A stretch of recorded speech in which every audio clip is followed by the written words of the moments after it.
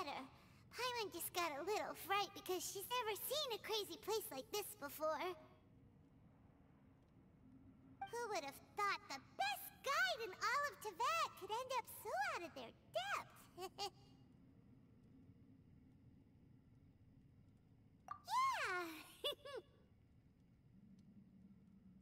So anyway, Paimon just had the weirdest dream. There were cattle mooing constantly. Yeah, just like that. Aw, Ushi, were you looking after Paimon?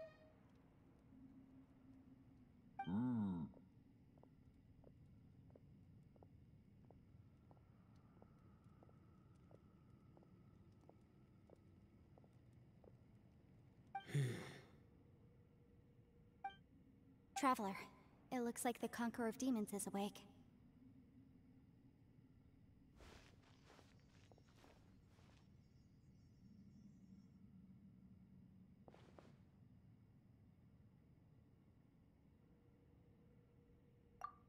I'm fine.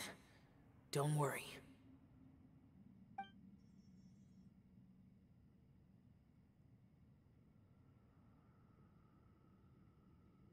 The karma I carry is dangerous to humans.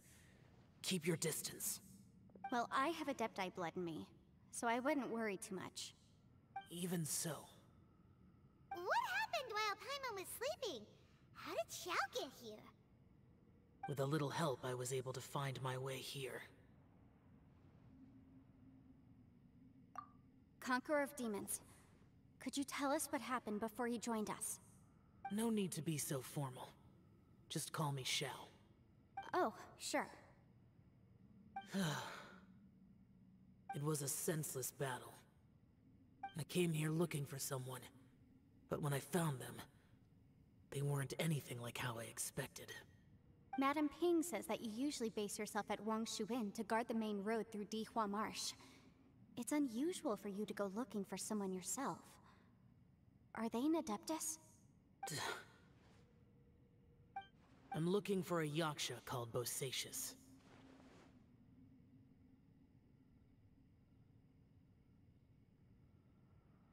Bosacius?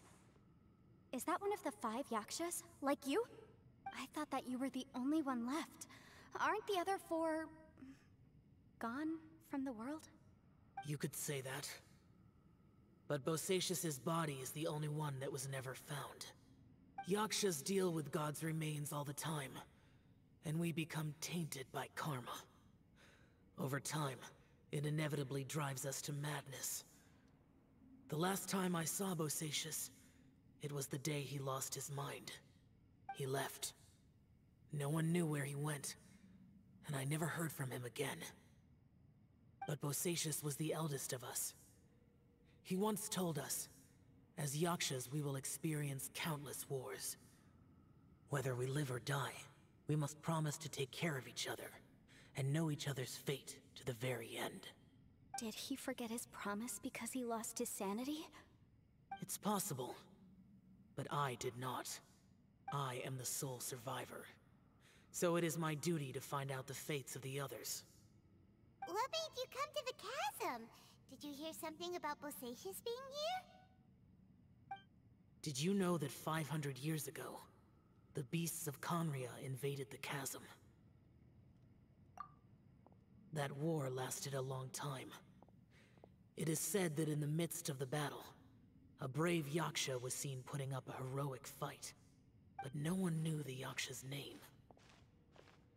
But there were many more than 5 Yakshas in total, so there's no guarantee it was Bosacius. Wow. But you must think it was probably him if you came here to investigate, right? I am by no means certain, and I didn't have any other clues except for this one. But Bosacius was proud. If he had taken part in that war, he would have announced his name. So at first, I thought the nameless Yaksha couldn't be him.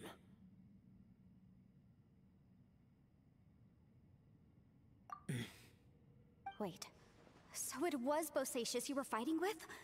Did he injure you? Yes.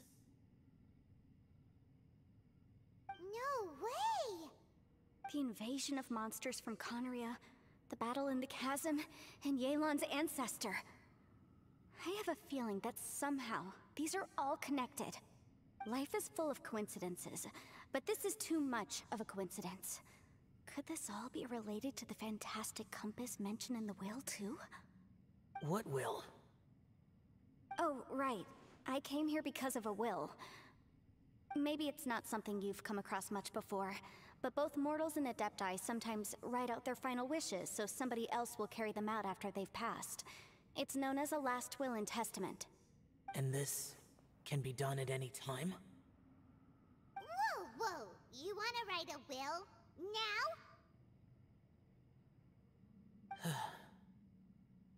It was no accident that you saw my illusion that day. This place used your desire to find me to create a trap that you would willingly walk into. Pure deception is easy to spot, but the truth laced with lies can be a fatal combination. What you heard were really things that I said. It made sure you heard my real voice to create panic. This one-way communication was the bait. If we hadn't managed to get in touch through the spatial rift, we may well have lost someone by now. Rather than murdering in cold blood, this space seems more intent on consuming souls. How is this even possible? Our opponent is very clever. It is not safe to stay here. Everyone, whether I accomplish what I came here to do or not, I must find a way to get you out safely. I rejoined to warn you that it's extremely dangerous here. If you stay here too long, this space may well devour you. But how do you know? You might become a shadow of your former self, wandering the underground like a lost soul. Sounds like you saw them too. Yelan, you're back. I've been back a while. I was listening to the conversation. I've seen some strange things here too.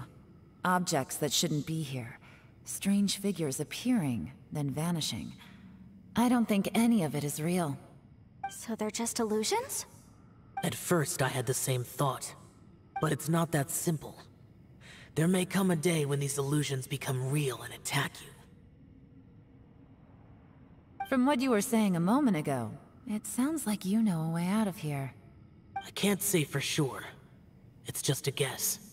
As Yanfei said, this space is chaotic and unstable, but it has its weaknesses.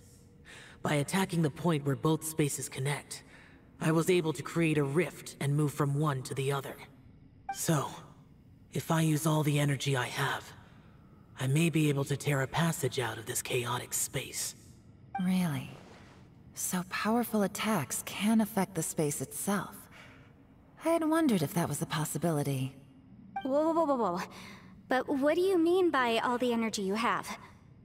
I mean, it will take everything I've got. Wait a minute! When you said you were gonna get us out safely, you mean you're gonna stay here? You can't be serious. I saw Bosacius underground. That's when I realized the horror of this place. A single blast can only create a very small opening. To send you back to the outside world, I may need to continuously channel power in order to keep the tunnel open. I know how to fight to the bitter end. I can do this.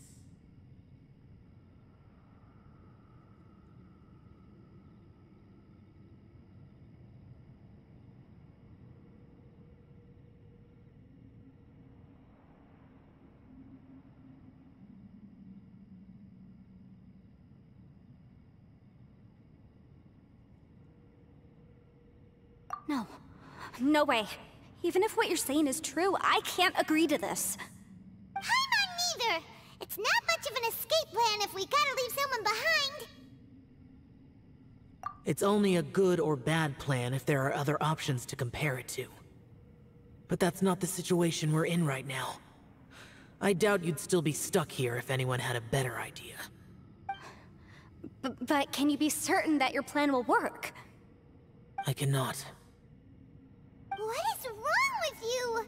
You can't bet your life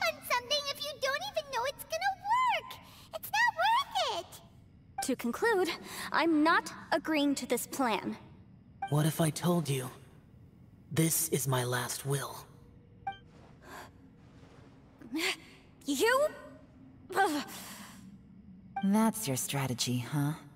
No offense, but we have no guarantee this plan of yours will succeed, or even that it's safe. You said it yourself. Yakshas pose a danger to humans. You really expect us to accept your self-righteous plan just because you say so? The battlefield is a treacherous place. Every opportunity you take, you put everything on the line for. If you fear sacrifice and failure, you can never be victorious. I've been in my fair share of treacherous battles, so I know full well that you never bring up extreme measures like this until the very, very end. You say these things in the hope that we will understand and accept them. But if you don't even know that your self-sacrifice is going to pay off, all you're doing is hurting morale. Besides, if you were really so determined to end it all, you wouldn't have given us the opportunity to share our opinions. You think you're oh so cold and ruthless, but I'm not buying it.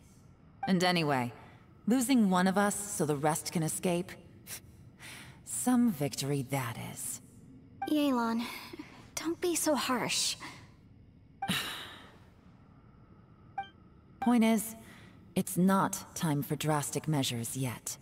It's possible there's a hidden passage leading to the exit that we just haven't discovered.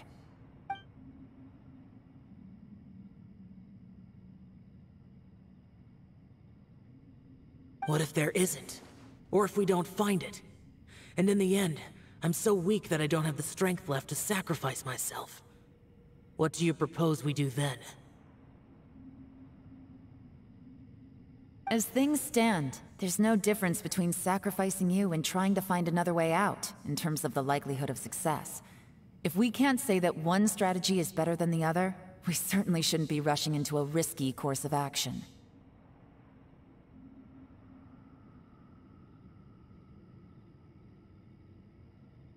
Did someone say a strong enough strike can break us out of this place? Yeah, that's right. I heard ya. No one's staying behind to let anyone else out, all right? Enough talk. It's time for action!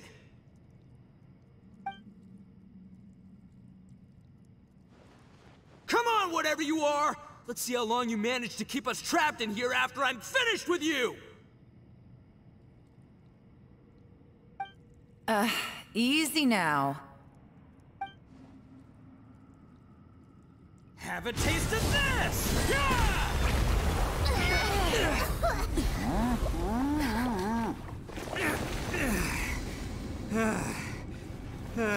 Whew, okay, so I didn't tear the whole place down. But check it out, new path. If you need a hero, I'm the man for the job.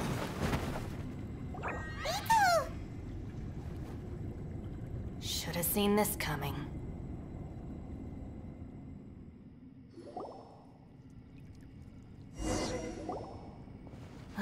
Why do you always have to do things like this? Shinobu.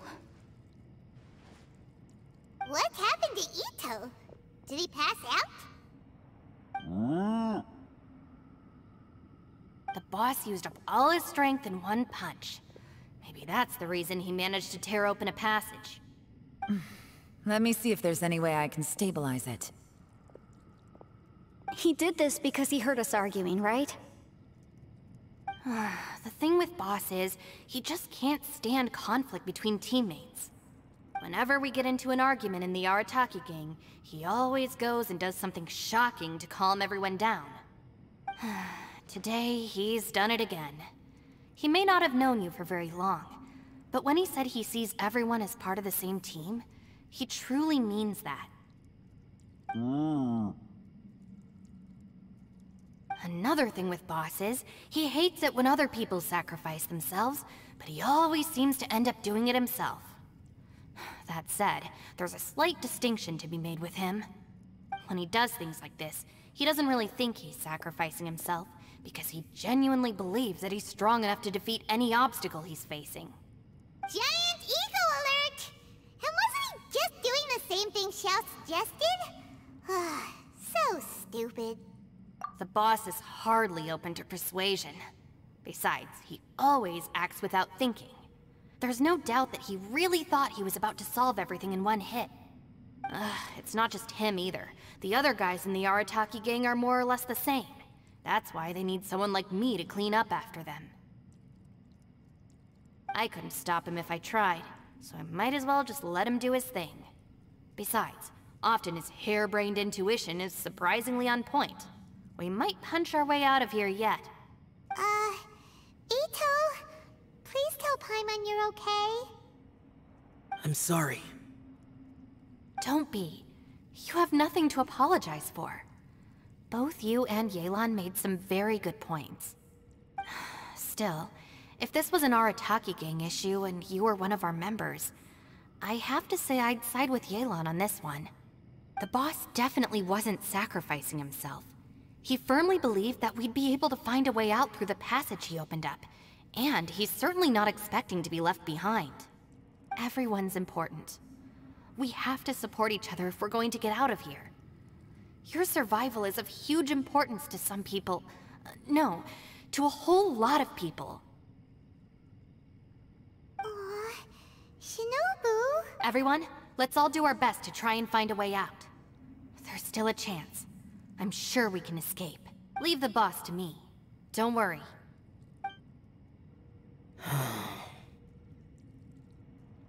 Everyone, it seems this passage doesn't lead to the outside world, but deeper inside. What the? So Ito's efforts were in vain? No, it's still worth exploring. I'll go and take a look first. Aha, I see. I'm with you. What? So far, I still haven't found the thing I came looking for. That magical device, remember? If this domain has the power to project our imaginations or the things we're searching for into reality, well, maybe I can use that to my advantage to track it down. Oh, right! No wonder she keeps telling us to keep going. If it's a magical device, it must be super powerful. Well, I can't guarantee that, but it's worth a try. I will find a way. Let him go. But if you're planning on going into that domain too, then come with me. After all, I'm just a lawyer. We'll be safer if we team up. By the way, you and Xiao seem pretty close, huh?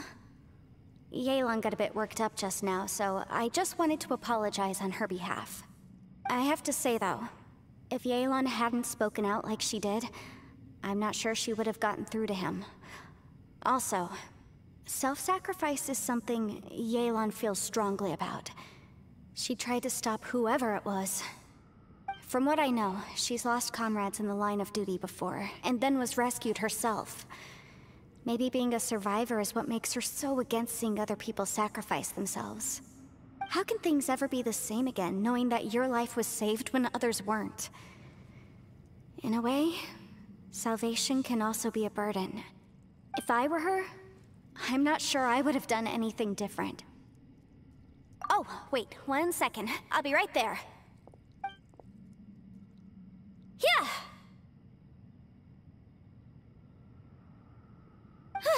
Right, that's much safer. Since Ito can't fight right now, I've cast a spell to protect you guys. Thank you, Senpai. Please, be careful. We will. Same to you. All right, Traveler, let's go.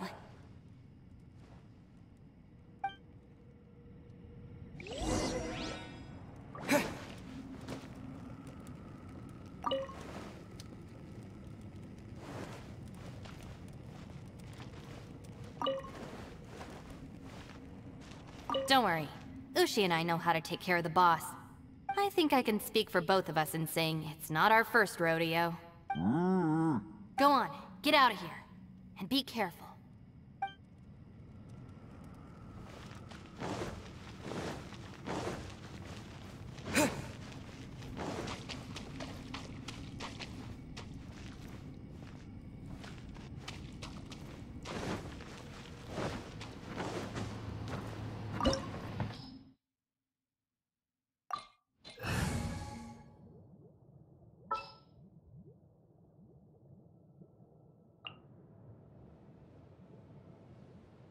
Ready for anything.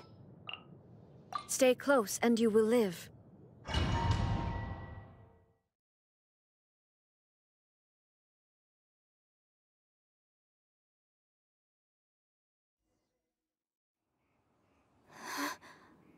What's this? Huh? Look at that huge disc in the distance. Hold on. Is that the fantastic compass? What? That's the best description you can come up with? It's way, way bigger than that! Huh. Well, it seems our theory checked out. In my humble legal opinion, that's almost certainly the magical device I've been looking for. It really showed up. But if this really is the fantastic compass, it's so huge! How the heck am I gonna lug that back to my office? I mean, come on, Yanfei. Don't give up now. Let's investigate the area first. What the... Are they? They look familiar. Oh yeah, I bumped into these rapscallions a few days ago.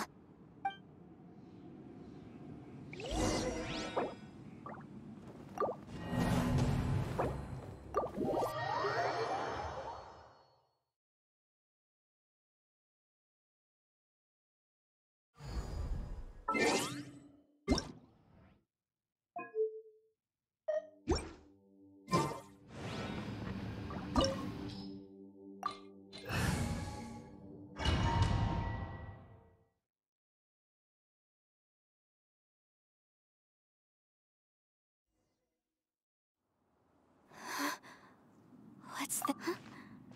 Look at that... What? Huh. Well, it seems our theory checked out.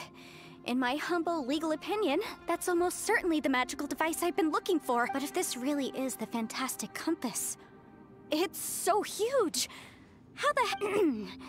I mean, come on, Yanfei. Don't give up now. They look familiar.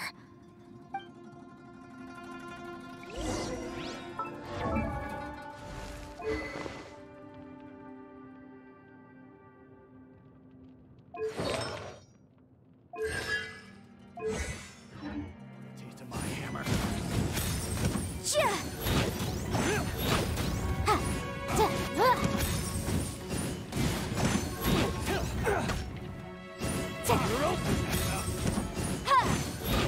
Incinerate!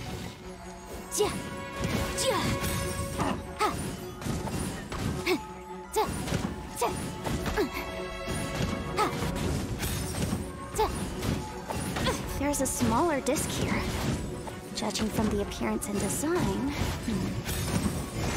In all likelihood, this is the fantastic compass. Why is there a small version of the fantastic compass stuck in the ground? What's it for? Motion to compel! Inadmissible evidence!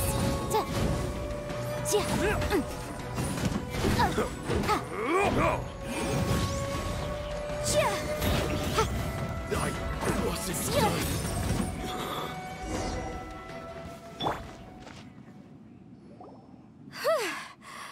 Easy peasy. Just like last time. You know, when I ran into them before, I was working on a big commercial case. The defendant hired them to attack me, just to get back at me. Happens all the time. Luckily, I'm well-trained in martial arts, so taking them down was a piece of cake. But these are the exact same guys as I met last time. Is this space recreating scenes from my memory? Maybe this is one of the ways our adversary intends to devour us.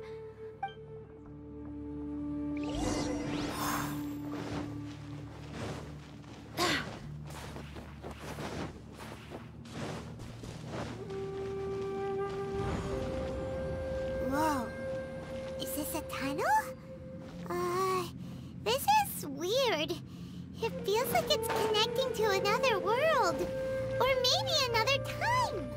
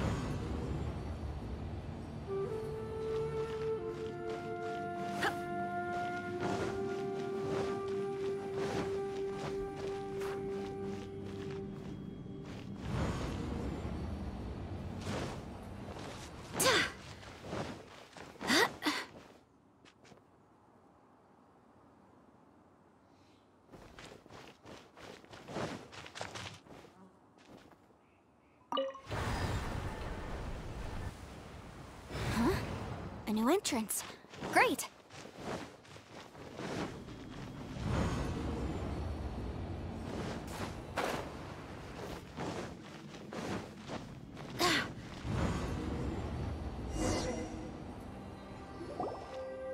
I thought we might run into some other people here, but apparently not. The Fatui? Whose memory is this? Ah! Watch out! Just as I thought. Yelan, you're here! I will take you down no matter how many times you show up. Hey, relax. We're together now.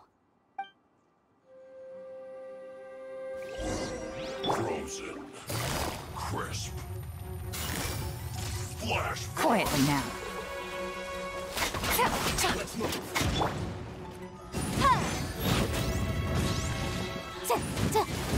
It's time for a flash freeze.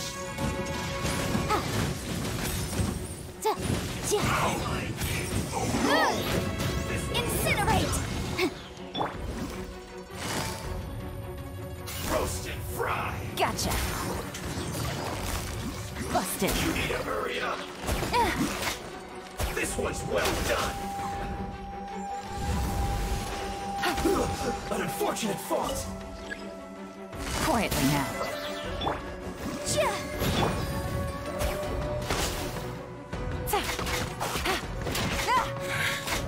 I mustn't give up. But get her out of here. I will recall. See. In the compass. Ashes. Fire. Can't run from death. Amateurs. And still they dare to come after me. You've still got it. Remember how I said I'd seen some illusions myself? Those were the same words I heard last time. The space seems to be reproducing that memory. Now that you know, at least we're all on the same page. He said the word fantastic. Was he talking? Yanfei, see that thing on the ground? Yeah, we tinkered with it. That's how we met up with you. I guess it's a miniature version of the fantastic compass in the distance. It looks somewhat familiar. Let me think.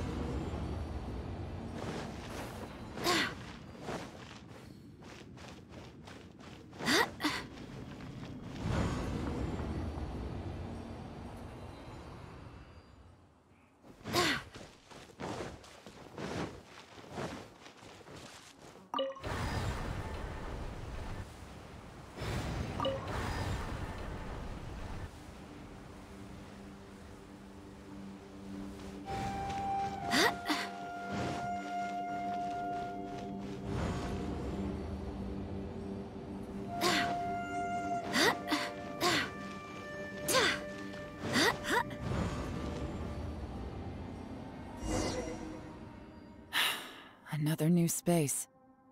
If everywhere within this space follows the same rules, there must be another small fantastic compass somewhere around here. Bosacious. I can't believe someone like you would end up as a lost soul underground. No enemies. Hold on. Wait, is the enemy hiding itself? Oh no, we should go help him. Stay back! This is my fight. Do not come near me. Filthy monsters! So many people have died at your hands! I lured you here to this underground space because I found your weakness. Hiding and ambushing from the dark is Bosacious' signature tactic. Die here with me! Huh? Ugh. How did a valiant warrior like you die here?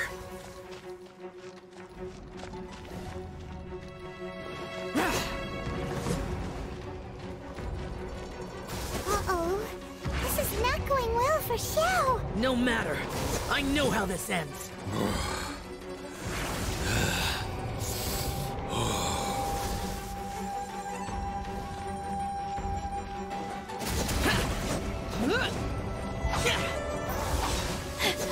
Look! Bosacious is showing signs of fatigue. Bosacious, Martial Retris. Even your strength is finite. But your illusion is not as mighty as you. This is not you in all your glory. I wonder what Rex Lapis would think if he saw what had become of the first Yaksha. Leave! I'll deal with the rest. We can't let the monsters get to the surface. Everyone, remember, we must hold the line at 60 miles outside the chasm at all costs.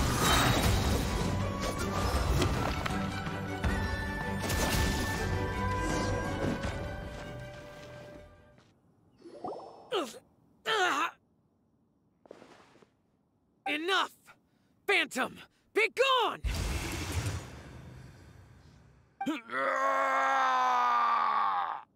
Xiao, are you okay? This is my purpose. Don't worry about me.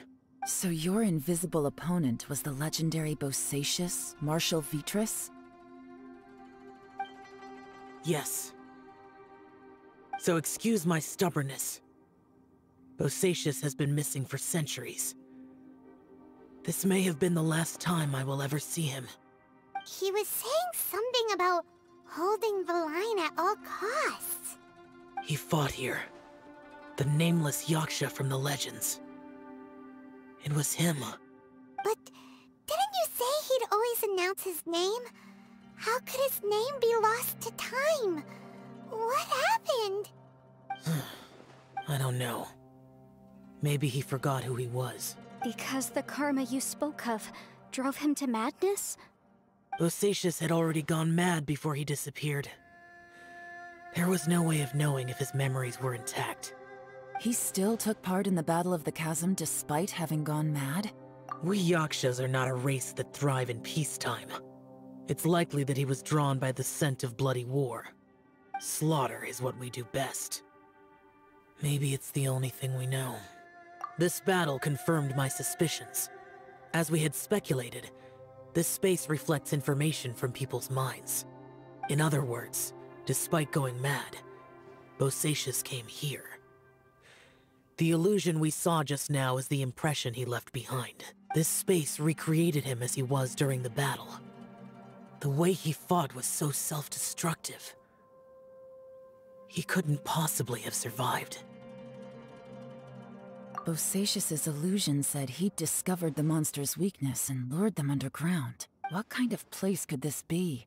Defeating Conria's monsters is no small feat, that's for sure. Guys, it could just be me, but I think I'm suddenly feeling more tired than I was. This space is really starting to affect us. I believe Bosacius stayed here underground.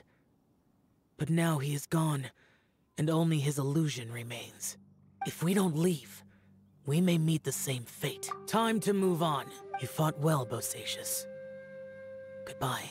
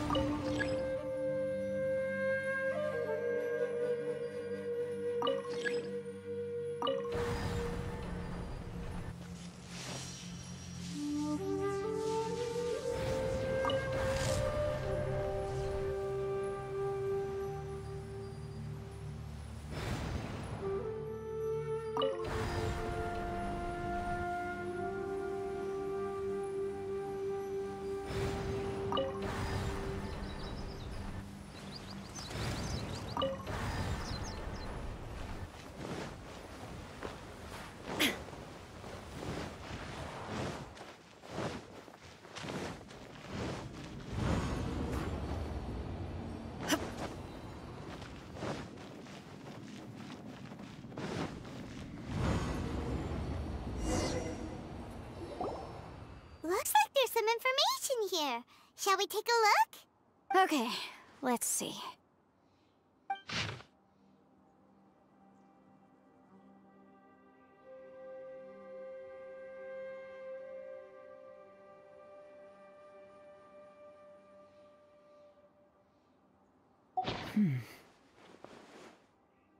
It looks like these were letters written by the Millilith soldiers who stayed here. So, who's this Boyang they mentioned? Boyang was one of my ancestors. The one who didn't make it back. You mean Boyang fought alongside Bosacius? I believe so. And the Millilith soldiers were their brothers in arms. I guess now we have a pretty good idea of where everyone that went missing ended up. Yes.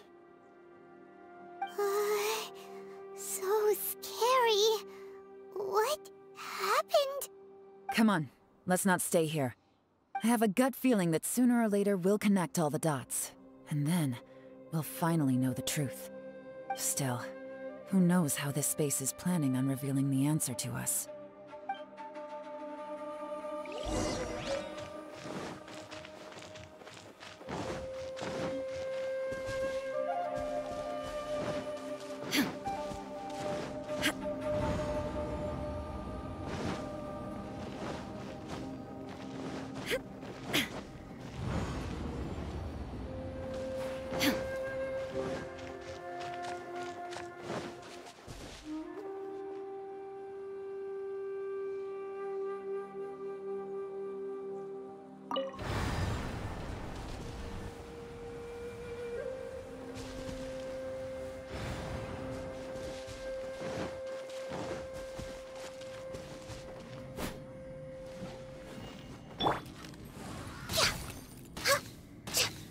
Next on the agenda...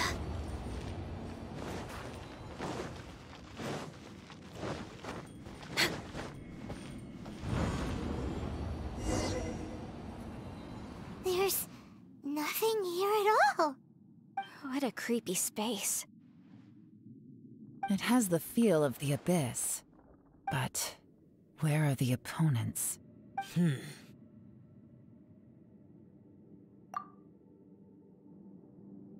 Your memory? Of what? The Abyss? So, this place is created purely based on your memory?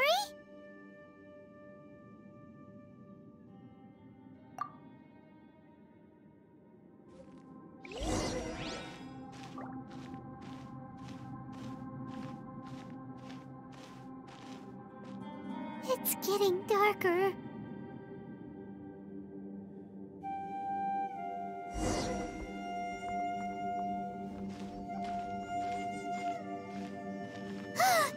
It's... Lumine, wait!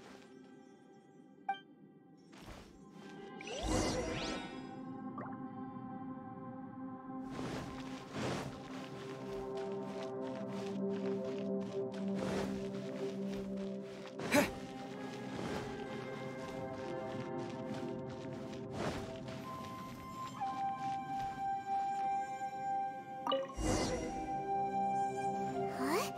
What's that shiny round thing on the ground? The fantastic compass! In the other spaces, the fantastic compass was always partially buried in the ground. But this one is lying flat, intact, as if somebody left it here. Oh, she was just a figment of your imagination? So, she appeared as an illusion because you miss her so much, huh?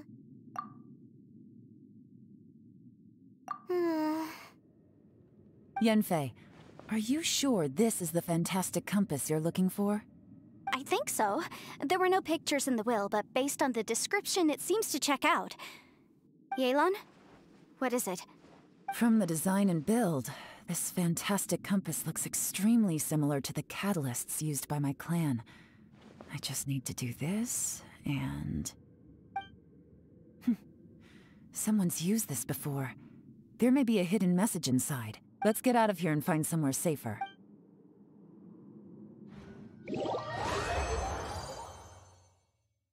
Alright, here we'll be fine. Take a moment to catch your breath while I try to unlock the fantastic compass.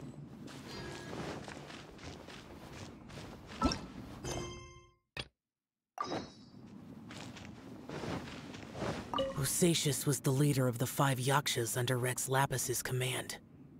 He could control electro-energy. Unlike me, he was both a formidable warrior and a talented commander.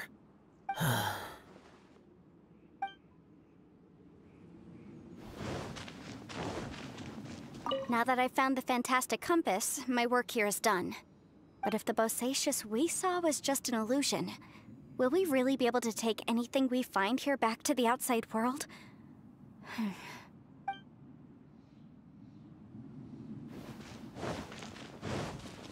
Within yin and yang, among the 5 regions, water, fire, wind, and thunder cycle like the seasons. Grasp the 7 heavens from the ground. Open wide the 3 gates. All the world within reach.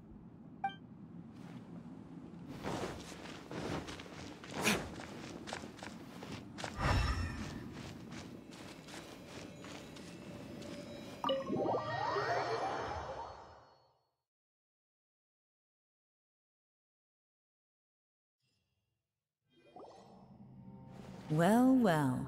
This is not what I was expecting. Oh, seems like you've made a new discovery.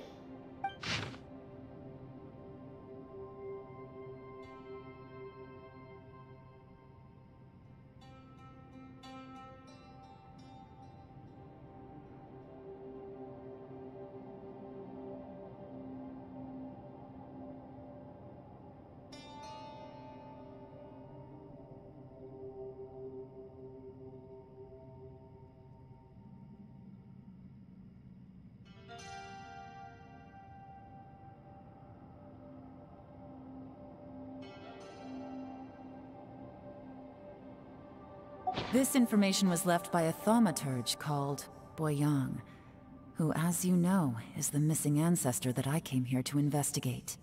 All this information, it was left by your ancestor? Hundreds of years ago, 2 of my ancestors, brothers, were gifted the fantastic compass by someone of great importance. They brought this device to the chasm and joined the war against the monsters of Conria. They set out together, but only one of them made it back. Minus his sanity. Karma. Correct. One possibility is that when they fought alongside Bosacius, they were tainted by his karma. Neither of them had visions, so they wouldn't have been able to resist its effects for very long. From reading through this, it sounds like Boyang ended up staying here for good too. Well, this is just wonderful. So, that's it. There's no way out? What do we do? Are we gonna die here? But Paimon doesn't wanna die! Paimon's had enough of this place! Let me out!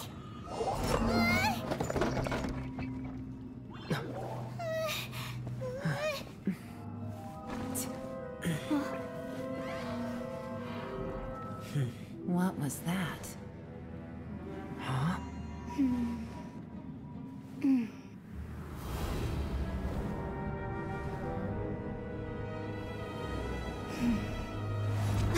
I got it! I just had a thought. Give me a second, I just need to double check.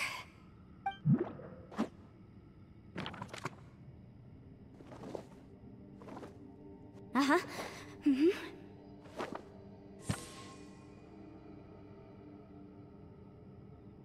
Traveler, I just realized something. Okay, so on my way here, I was studying the will the whole time. But I didn't give any thought to the book that the will was inside of. I don't know it verbatim, but I have read it before. The gist of the story goes like this. Millennia ago, an Adeptus made a magic device to seal away evil monsters. Later, he made good friends with a human and gave the device to him to use as a catalyst. A few years later, great demons haunted the mountains. The mortal and the Adeptus joined forces to exorcise them using the same device. And that's not all. The book also says this. When mortal and Adepti powers are combined, one can move the heavens and shake the earth. This contraption is proof that mortals and Adepti may coexist, that there is unity between heaven and humanity. I have both Adepti and human lineage. Maybe my power can work.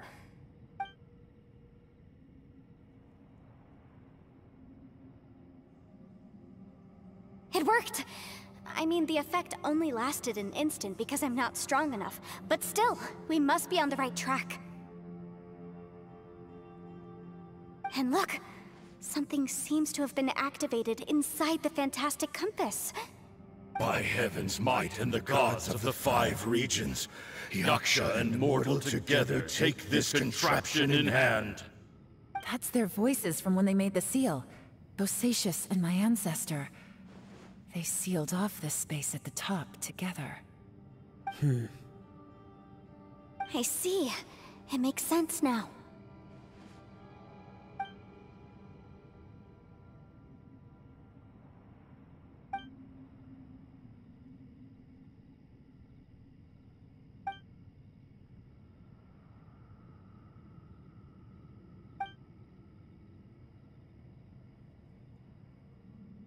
Everyone, let's go back and meet up with Ito and Shinobu. I have a suggestion to make. Paimon can barely move anymore. Oh, why can't we get out of here? Paimon, just hang in there, okay? Trust me, there's still hope. Let's go.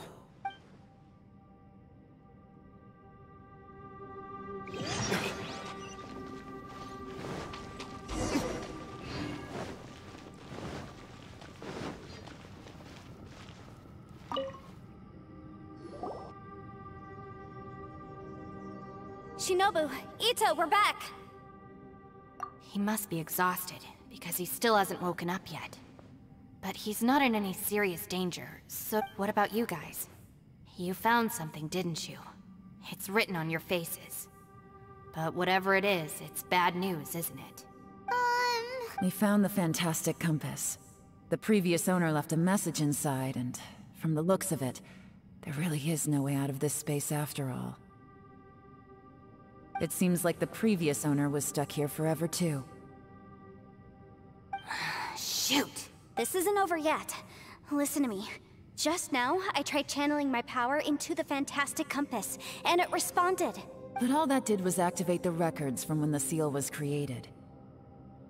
Right, but the issue wasn't with the compass. It was with the method. Remember what the book says? When mortal and Adepti powers are combined, one can move the heavens and shake the earth. Only when a mortal and an Adeptus combine their powers can the fantastic compass be fully activated. I'm a mix of human and Adeptus, so the fact that the fantastic compass responded to me shows that the system is still functional. Lucky for us, we also happen to have a full Adeptus and a human with training in the magic arts. Interesting. So that's what was going through your head. So, an Adeptus and a human need to channel their power at the same time? Yes, if my guess is correct, then when both of you put your full power into the fantastic compass, we should be able to completely reactivate it, maybe even reverse it. Last time, it was used to seal the intersection between this place and the chasm. If we can reverse it, then we're home free. Awesome! So there's still hope? You bet. Your idea seems reasonable. Okay, well let's all take a quick break. We'll give this thing a try once we're ready.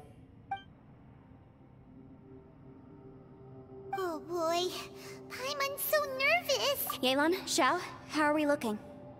I'm all set. I'm ready. Oh, but Yanfei, there's one thing you might need to mentally prepare yourself for. I'm afraid you probably won't be able to take the fantastic compass out of here. From what I can tell, everything within this domain is the result of disordered space-time and memories. We all came here for different purposes, and everything that's happened here has been in response to our own imaginations and conjecture. Terrifying, but also a miracle. This space, well, it's more than just a space. Whether there's some kind of higher power at work here, I don't know, but the whole time, it's been reading our minds and responding to us in the form of illusions. Also, according to the history of the chasm, this place must have existed for a very long time. What could have created it? Oh, that. Yeah, I was there too. Huh? Wait a second.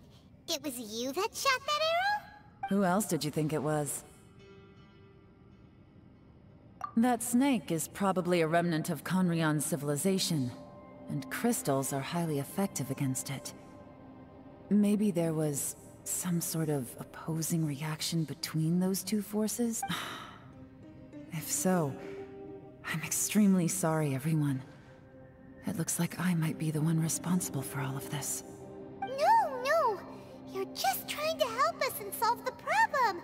You're definitely not to blame for what happened. If you say so. You could almost liken this bizarre space to a living being that throws all kinds of hallucinations at us to deceive us. Everyone we've seen here, and all the paths we've walked, it all ceased to exist 500 years ago. Additionally, most of the things here are static. So if we really do manage to escape, then once time starts moving normally again, the fantastic compass will likely disappear. That's actually what I think too. That's precisely why it's such a miracle that we even found the fantastic compass to begin with. This whole thing feels like we're breaking free from our shackles using a spear that by rights should not exist. This is a long shot, but it may be our last chance. So, whose wish was it that summoned this device? Perhaps it was. But maybe there's another reason. Your incredibly strong commitment to your search. It's a shame that we couldn't find your family. But if they were here, I'm sure they'd want nothing more than to see you being rescued from this place. I gotta say, it does intrigue me, the way we all ended up here together. If this is fate, then let's grab it in our hands and turn it around. Leave the boss to Ushi and me. We're ready. Traveler, take care of Paimon. Yanfei, you might need to come closer to me when the time comes. Sure.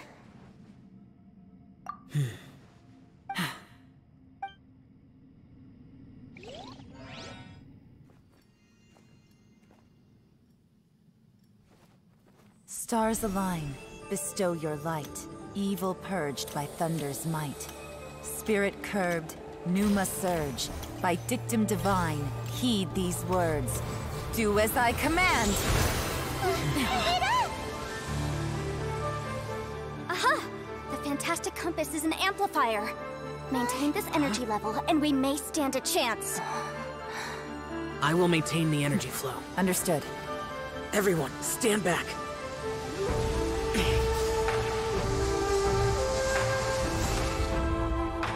I shall hold the line by sealing the surface. As Yakshas, we must fight for this world. General Alatus, falling in!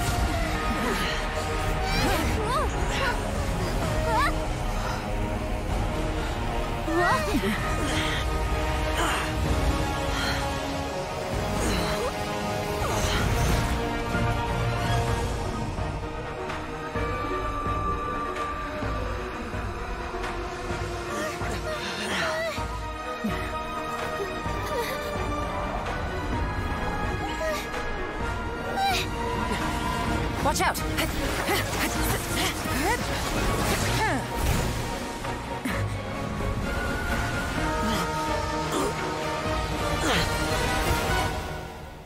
This trip may be dangerous, yet you insist on going.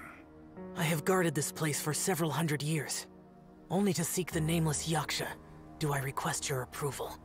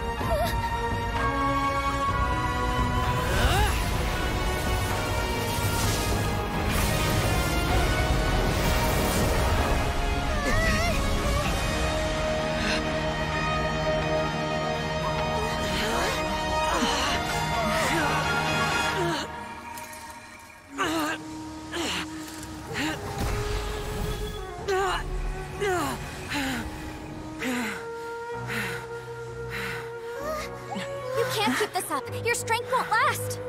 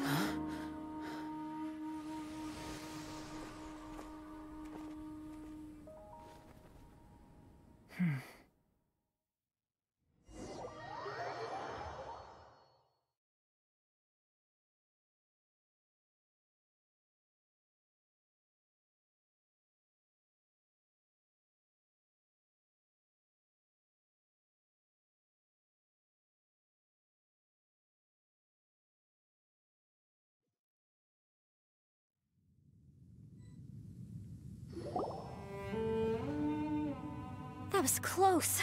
I thought you were gonna get left behind. I'm so glad you're okay. That was terrifying.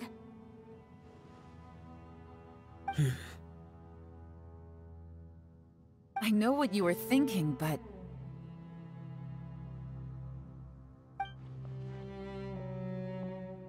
Never mind. I know I can't talk you out of a mindset that's been built up over a lifetime. I don't think we were ever going to reach an agreement over the final strategy. But in the end, it was thanks to you that we managed to escape. So, thank you for saving us all. No. I could not have done this on my strength alone. Don't mention it. It looks like everyone got out unscathed, but you all look pretty exhausted. Rest up. There's no hurry to move on from here. As for me, I'm gonna check the area for any unusual activity. She's gone. Paimon didn't even get to say thank you. Maybe Yelan really doesn't believe she made a contribution. It seems like she's convinced Xiao saved us all, including her, and she doesn't know what to say to that. And since it's not easy to persuade Xiao of anything, maybe Yelan's just given up trying to talk to him. Xiao, she's criticizing you. I am not. You speak only the truth. I have no quarrel with that. I will keep your words in mind. Really? Well, that's great. I count that as quite an achievement. It was a perilous situation we were faced with underground, and it took every single one of us for any of us to make it out alive. I feel lucky that we didn't lose anyone along the way. Hey, so... Ballchecker still hasn't woken up yet. Surely he's not gonna stay asleep forever. Let's go check on him.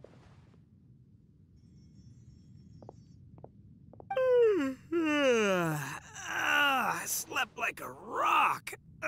Good times. Huh? What you doing? What's going on? Why are you looking at me like that? Are you in any pain?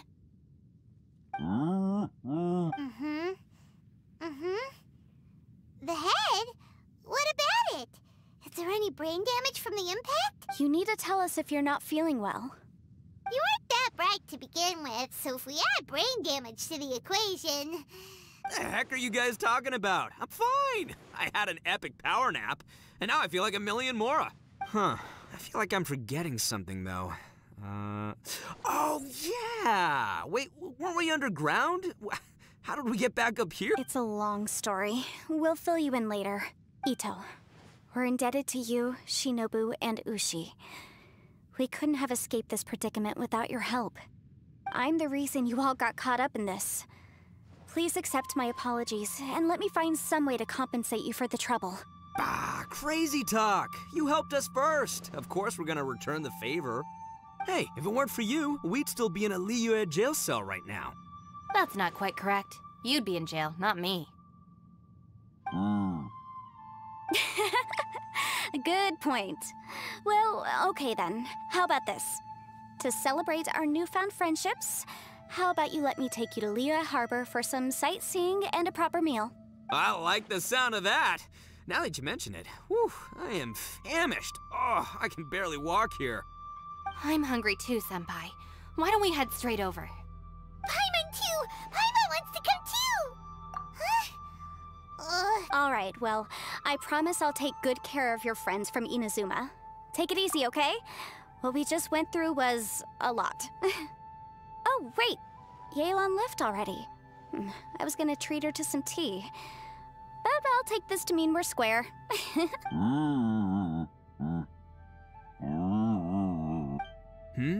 Oh, yeah? Is that right? Wow.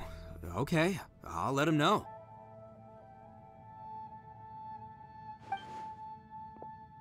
Traveler, Flying Lavender Melon, Ushi has a couple words he'd like you to pass on for him. What? Oh, I want to hear this. Me too. Count me. Good idea! Let's do that! Paimon never would have guessed that Ushi was so gentle and thoughtful. Never judge a bull by its cover, huh? Sometimes the profoundest truths can also be the simplest. I think Ushi's words may well come in handy. You gotcha! Just leave it to us! Alright, Ito, Shinobu, Ushi, let's go. Oh yeah! Grub time! See you next time. Finished taking care of business? Oh, there wasn't any business. We were just saying goodbye. You're still here. I saw the two Inazumans leave with Yenfei, heading towards Liyue Harbor. Aren't you going with them? We still had some stuff we wanted. I figured it. I've checked the area.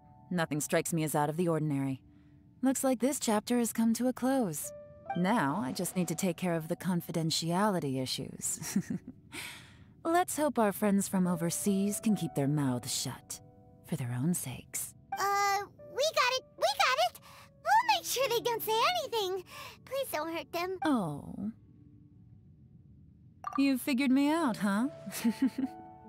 All right, I'll quit pulling your leg. Everyone really rose to the occasion this time. I won't ever forget what we went through.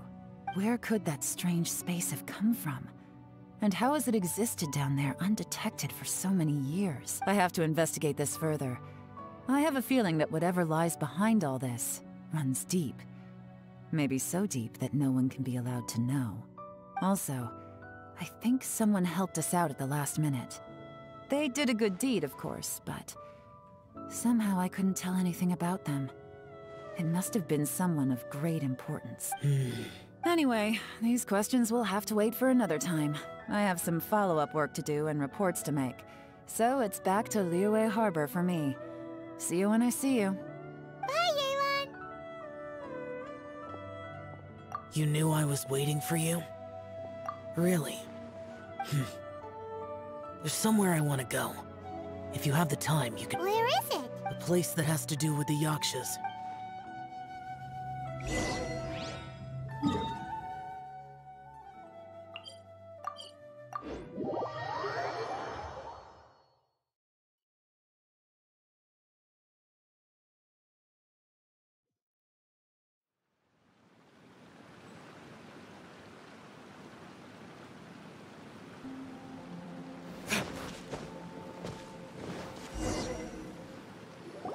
The temple up ahead was built to remember Pervases. Maybe I came here because I had a realization. You mean back when we were underground? It's hard to put into words. Seeing Bosacius gave me the false impression that I'd traveled back into the past. You could dress up the Yaksha's life and call us valiant warriors, veterans of war. But the truth is, we are slaughterers and nothing more. For Bosacius, perhaps dying in the heat of a great battle was no tragedy. And perhaps the same is true for me. After living so long, to die in the act of saving others would not have been a terrible thing. So maybe these thoughts are my own form of insanity. Hey, don't say that. Oh yeah! Ushi wanted us to tell you. It's very important. Ushi said, he also said that he doesn't have any grand philosophies. He just thinks we should spend our lives around the people who make us happiest. Maybe there aren't so many rules about how we should or shouldn't live our lives in this world after all. So, he hopes you can come to understand that even though the power of a Yaksha may be harmful to other people, it doesn't mean you shouldn't hang out with them. Yep, like people with visions. They have more resistance against your power, right? And... Well, anyway, there's loads of people out there who really care about you. Suddenly you sound a lot like Bosacius and the others. They used to talk about how they hoped to live a mortal's life once the world was at peace. I think I was the only one who didn't think that way. The Bosacius recorded in the Fantastic Compass had lost his sanity. He addressed the people around him as Alatus, Menogias, and others. These are the names of the 5 Yakshas. I am Alatus, and Menogias is General Capisis. The others are Bonanis, or General Chisapis, and Indarius, or General Musatus. I heard that people call the 5 of us Yakshas, the Guardian Adepti. Bosacius and Yelan's ancestors stayed underground to the end. So that space must have read their minds in their last moments as they approached death. Yelan was right in everything she said. Both of our proposals had their drawbacks, and both were sensible suggestions. But the power of that space was far beyond all of us. I couldn't have done all I did without everyone's help. Even in the final moments, it took every bit of my power to break free from that place. Well, Paimon still thinks you were amazing. Yanfei and Yelan are correct. I always prepare for the worst-case scenario. This mindset is deeply rooted in me. Even so, it was the most optimistic solution I could think of. If Rex Lapis hadn't saved me in that moment, I don't think I would have been able to escape. In the end, I still had to burden another. But that's how it should be, right? You've known Zhongli, Rex Lapis, for such a long time. And you've helped him before, so he helped you back. What's the big deal? Perhaps. In the moment that we escaped from that space, I could sense what was left of Bosacius's memory. If I had to say what I gained from this trip, I think that would be it. It's good that one more person will...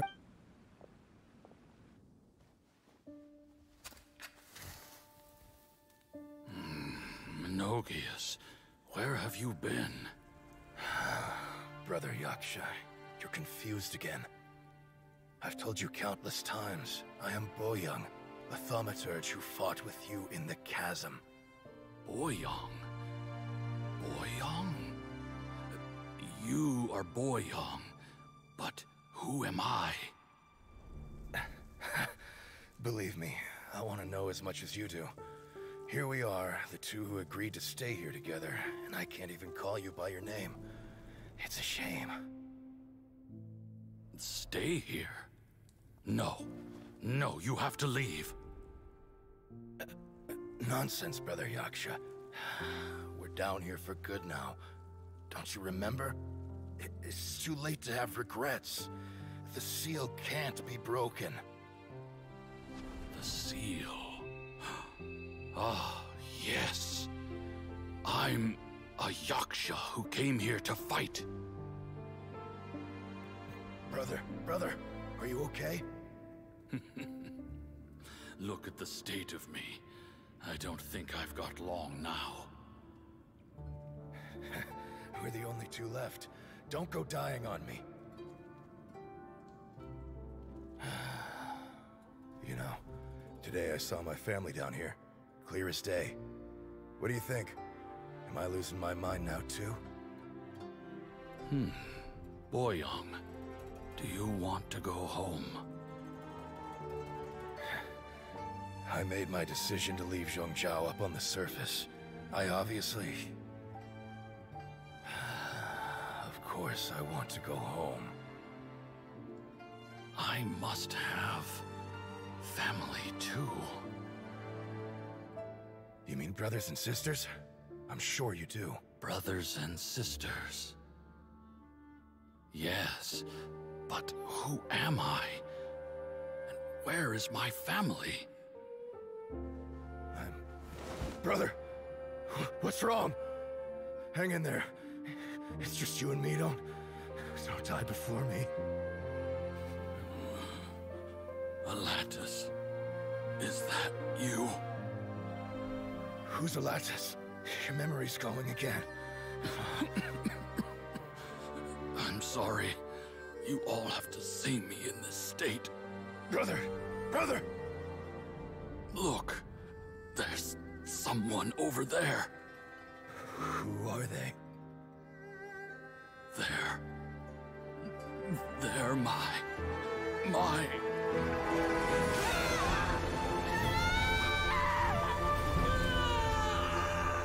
remember now. I know you.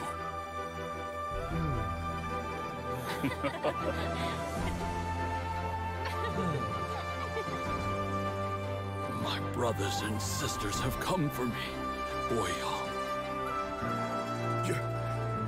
You're awake? At least tell me your name.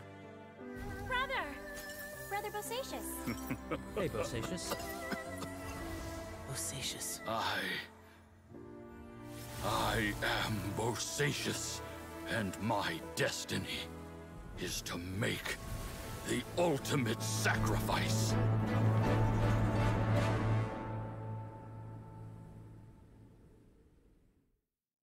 I've said so much today, but I don't need to hold back as much when I talk to you. Have you ever had a moment where you felt like you were aware of your destiny? The potential of life? The approach of death? Whatever it might have been.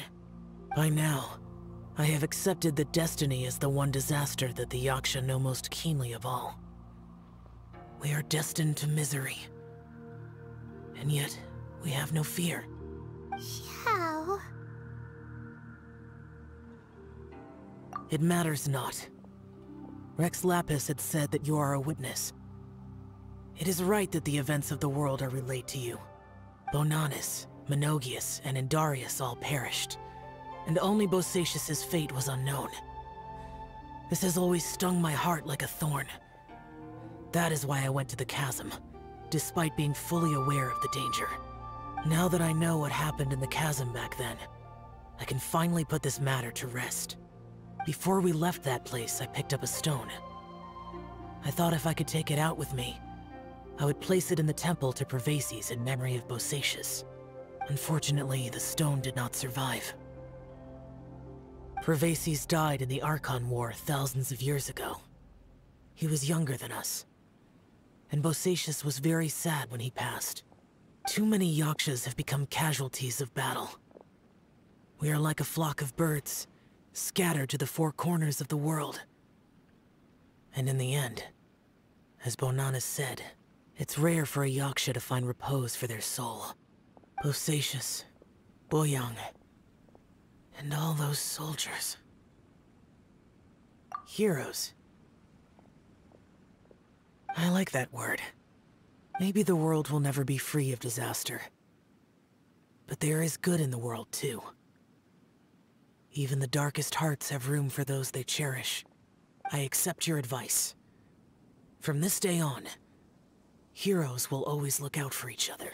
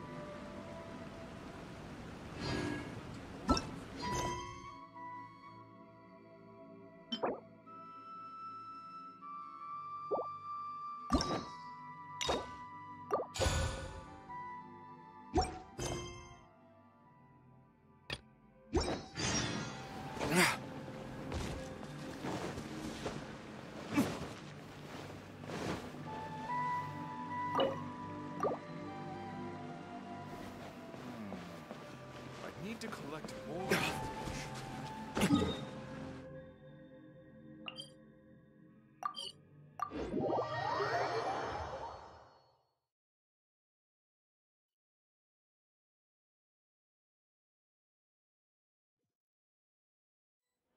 Traveler, Paimon, it's been a long time.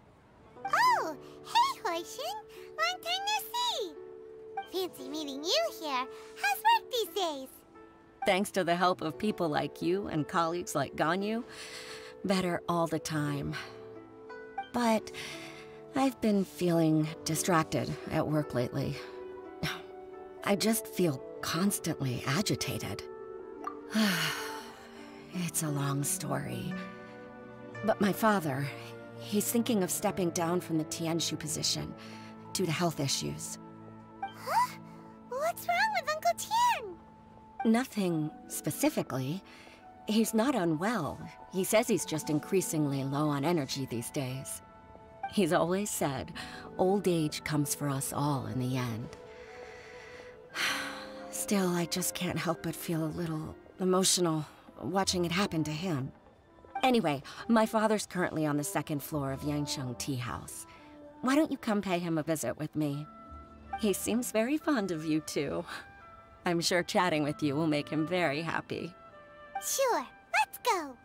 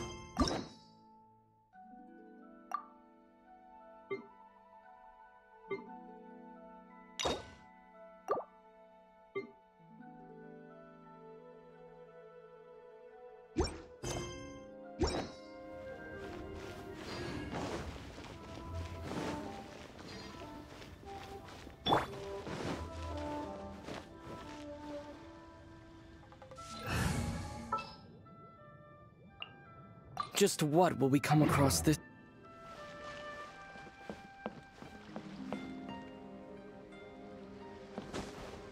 Uncle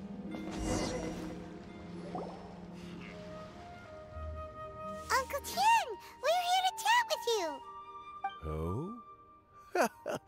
What a lovely surprise. Welcome. Hoishin, why don't you go downstairs and get the shopkeeper to make us a fresh pot of tea?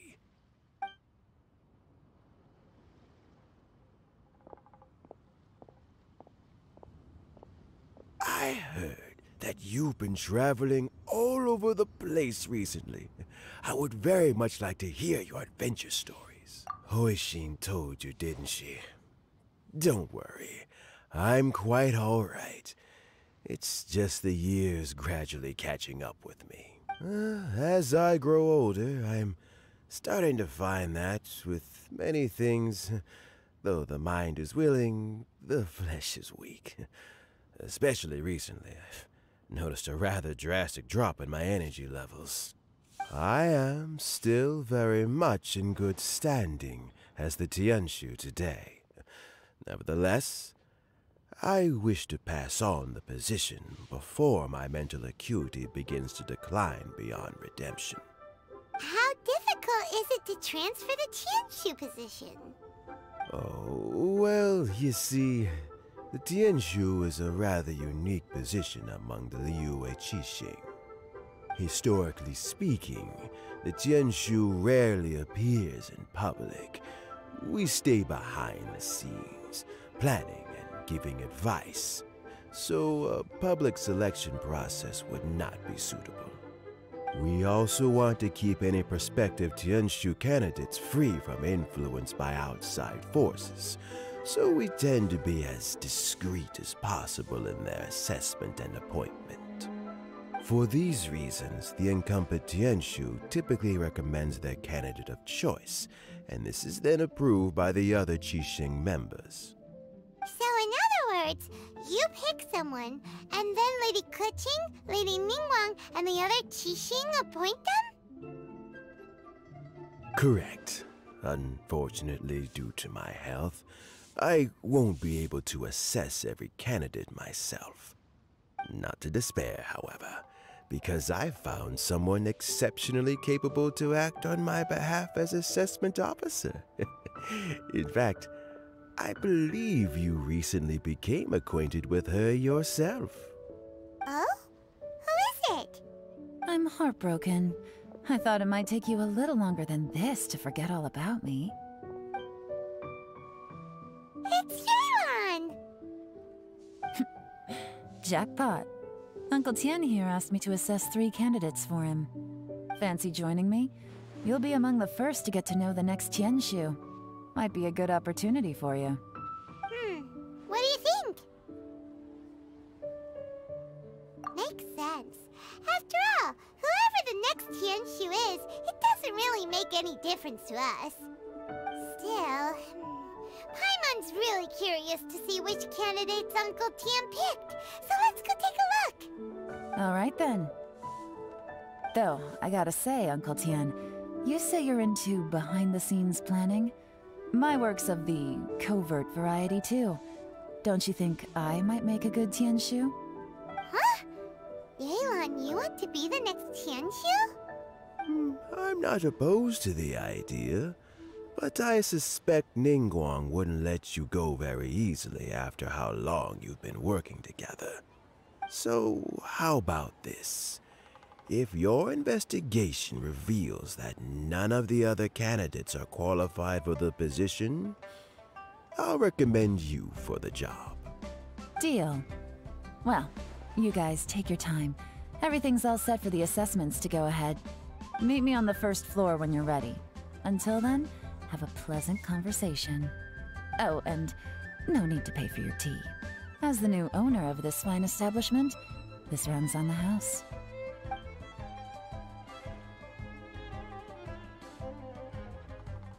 You're all set? Uncle Tien seems really worn down. It's like all his energy's gone. Yeah, It may sound harsh, but Uncle Tien is past his prime. He's not cut out for this anymore. So he's recommended 3 candidates. Their names are Qinwei, Mingbo, and Zhi. Qinwei is a wealthy entrepreneur. Mingbo works at the Liyue Ministry of Civil Affairs, and Zhi is focused on study and travel. Try to keep all that in mind. Of course, it doesn't really matter if you forget, since we'll be assessing them at Yuehai Pavilion in a short while. Qianwei, Mingbo, Zhi. Paimon should be able to remember their names, but what does the assessment involve exactly? Let's leave that until we get to Yuehai Pavilion. All right. Heads in the game, people. The stakes don't get much higher than a change in the Qixing. We can't afford to miss anything, no matter how small. Got it. We'll keep our eyes wide open.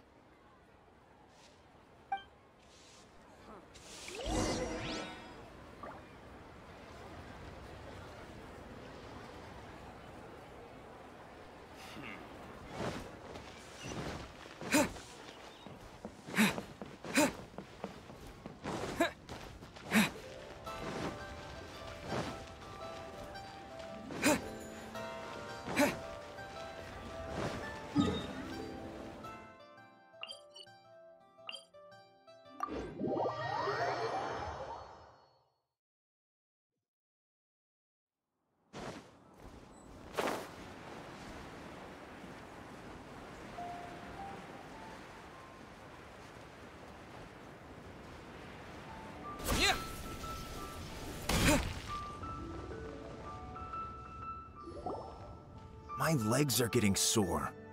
What is wrong with this assessment officer? This is a huge occasion and I don't even get a chair. I've dealt with all kinds of people in my time, but never have I been made to stand while I'm waiting for an appointment. Oh, I mean, I think it's fine. That's called being complacent. If you're happy to just accept the way things are, you'll never be able to change anything in the future. Oh, come on. That's just... Now you're just...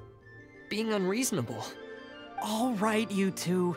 Let's not get into a big argument over this. It's not worth it. Qianwei, that was a bit uncalled for. And Mingbo, cut him some slack. We've all been standing around for a while. It's natural to be getting irritable. Look, how about this? There's no rule saying we're obliged to stand up while we wait, so why don't we borrow some chairs from the guild nearby? Fine. They're not the best quality chairs, to be sure. But under the circumstances, it would be better than nothing. It looks like all 3 candidates have arrived.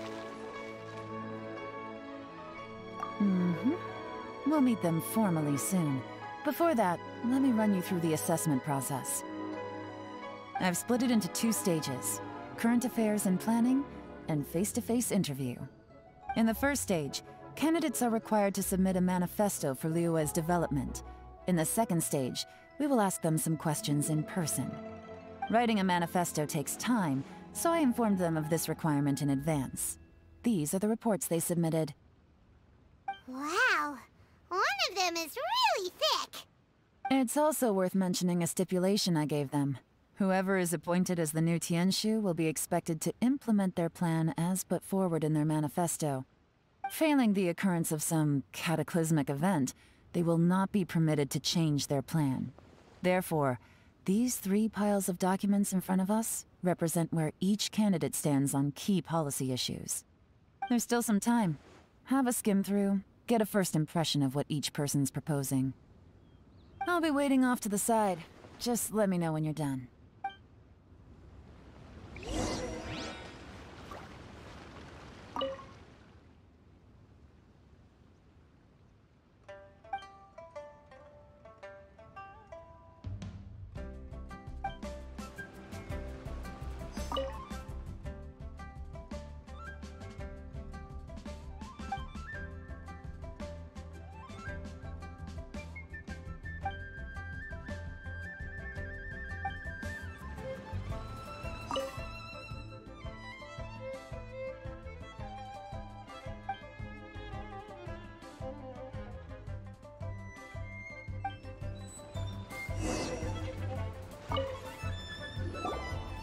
Finished, huh? What did you think? Everyone took it very seriously. Of course they did. They have the chance to be picked as the new Tianshu, so you can bet they're putting their best foot forward. And keep in mind, whoever gets in has to execute their plan as written. Nobody wants to have any regrets. That's for me to know and you to find out. We can talk more after the interviews. We'll see the candidates now. Let's do one at a time. Start with Chenwei. Yes, ma'am.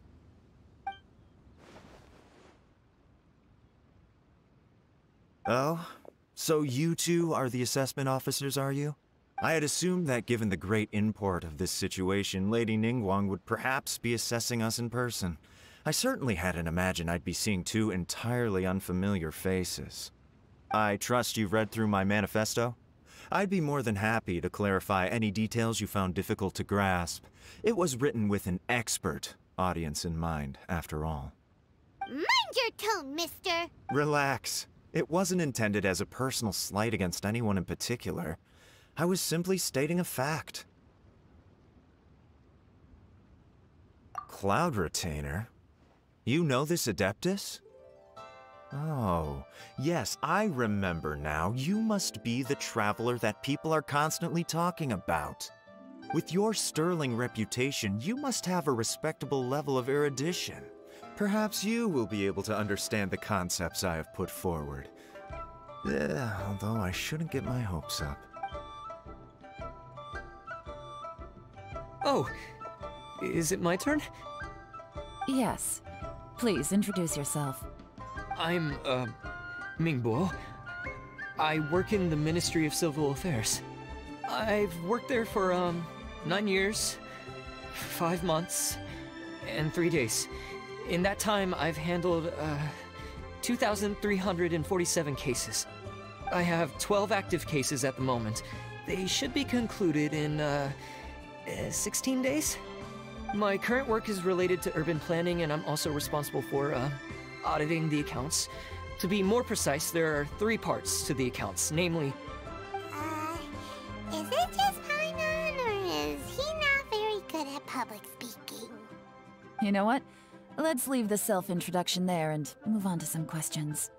Oh, okay. Sorry.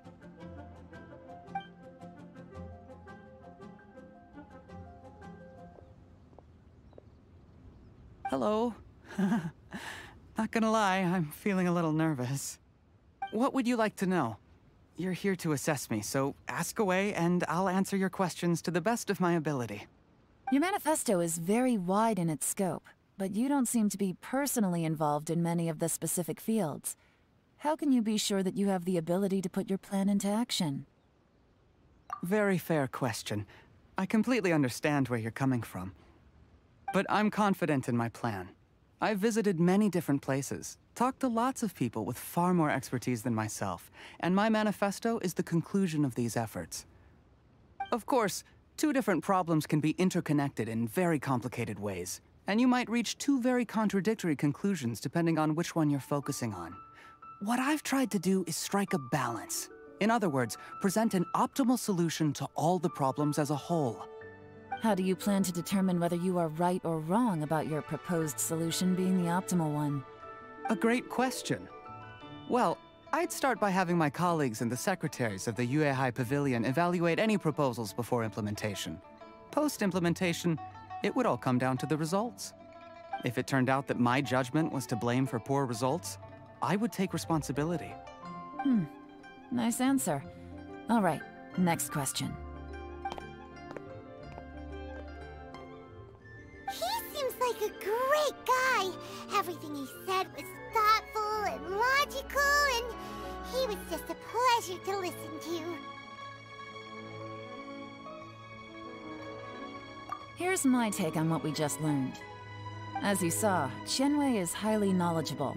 He proposes many excellent ideas in his manifesto which effectively target the big issues. But he is very proud and incredibly stubborn. He doesn't care much about other people's feelings. Mingbo's plan is more thorough and more measured. You can tell he's meticulous in his work, very detail-oriented. But he and Chenwei are otherwise polar opposites. Minghua is not very articulate and comes across as very timid in conversation.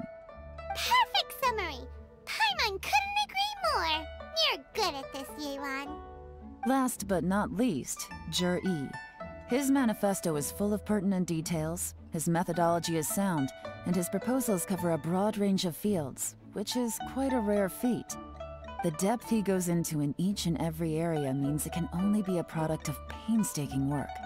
Plus, he is modest and good at dealing with people. But what really interests me is that many of his views happen to coincide with Uncle Tien's. Having someone like Jur-E take the position would certainly put Uncle Tien's mind at rest. Great! We'll see. Let's go back and report to Uncle Tien.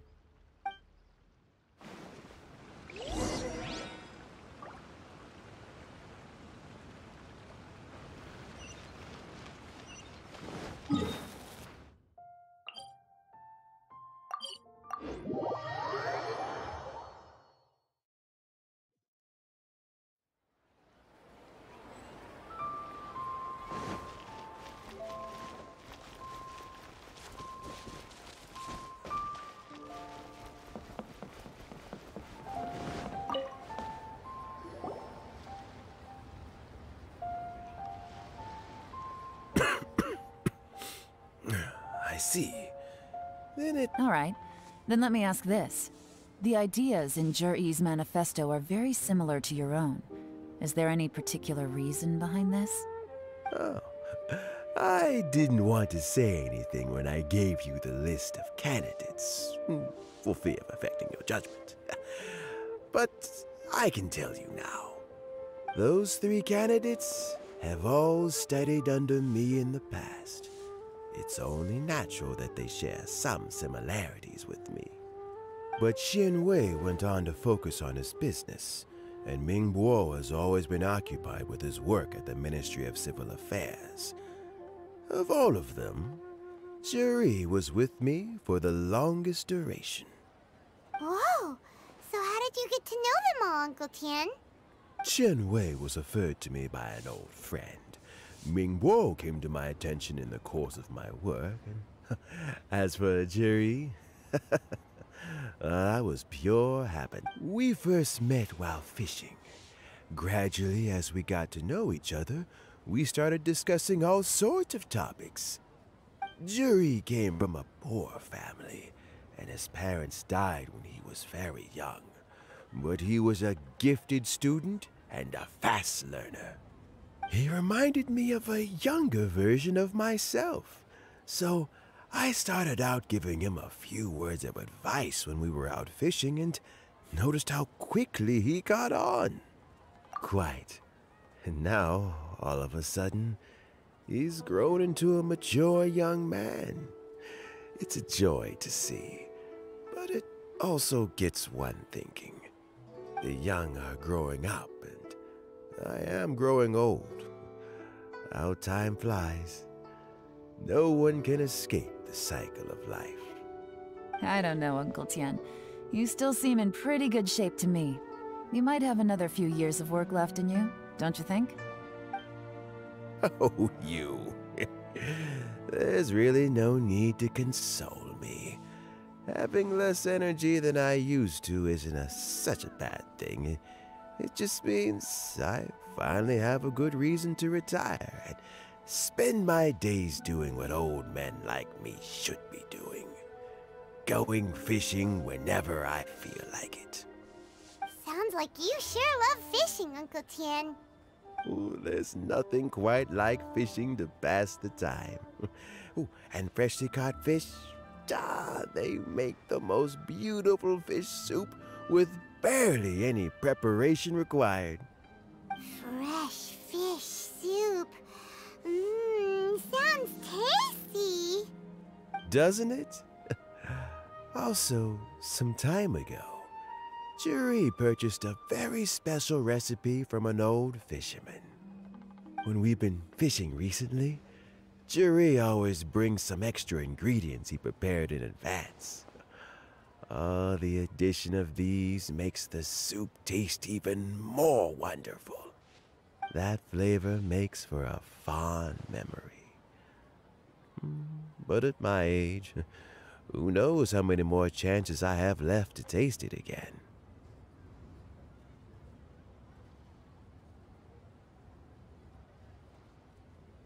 Oh, can Paimon come next time too? Paimon really wants to try it. Let's get back to the matter at hand. Uncle Tien, we've reported back. Do you have a verdict? I appointed you as the assessment officer, and I trust your judgment. Had you not asked me why Juri's ideas were so similar to mine, I was not going to mention my history with any of them. This decision must be guided by what is fair and right. Please disregard all other considerations and make your final decision only after a thorough review of each candidate's talents and capabilities. Remember, you must be thorough. Understood. Come on, let's go talk somewhere else. Bye-bye, Uncle Tien. Look after yourself. So, it's gonna be Jiri, right? His manifesto was written well, and he's the best speaker. Easy. Let's not rush. There's no time limit for this assessment. Huh? So, are you gonna give them more tests or something? No, nothing like that. The assessment itself is complete. But let me give you a word of advice. Things are not always as they appear. The biggest no-no in intelligence work is to only get information from the person of interest themselves. The truth is almost always hidden beneath many layers of deception. You have to get information through many different channels. For example, Wenyuan, Shanghua. Yes? Lady Yelan, what are your orders? Ugh! Who are they? Where did they come from? Did they scare you? These two are Wenyuan and Shanghua. They work for me. As my trusted assistants, they are always standing guard nearby. They also perform various assignments as required. Shanghua is a business expert who gets his information by trading. Wenyuan relies on word of mouth. And there's also Upei, who's not here right now. That meathead must have been out there on sea surveillance for some time now. Is he all right? I seem to remember that he can't swim. Nothing can take that guy down. Certainly not a little wind and waves. Shanghua, visit all the commerce guilds and look into Qianwei's background. Wenyuan, go to the Ministry of Civil Affairs and look through Mingbo's work files. Yes, ma'am. So what about Jiri? Jiri, well, obviously as the most promising candidate, we will be investigating him ourselves. Let's go to the docks first. Lots of people passing through there. You can find out all kinds of things. If we're looking for information, why don't we try talking to Bulai, the owner of Wanyu Boutique? He does business at the North Wharf. Maybe he has some news for us. That's actually not a bad idea. Let's go and ask him.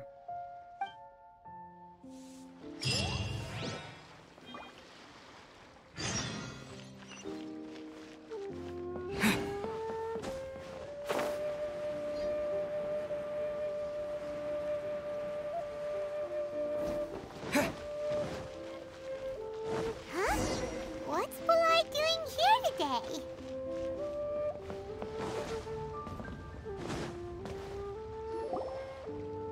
Look, your asking price for this batch is just too high.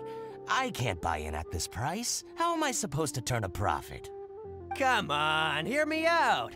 I'm telling you, this is the single best batch of Sunsetias ever. You won't find anyone who disputes that.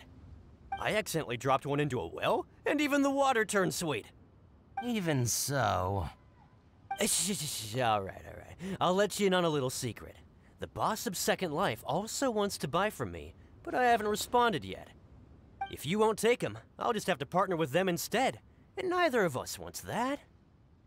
Okay, well, when you put it that way, I'll accept your asking price. I'll take all your stock. Don't sell a single one to Second Life.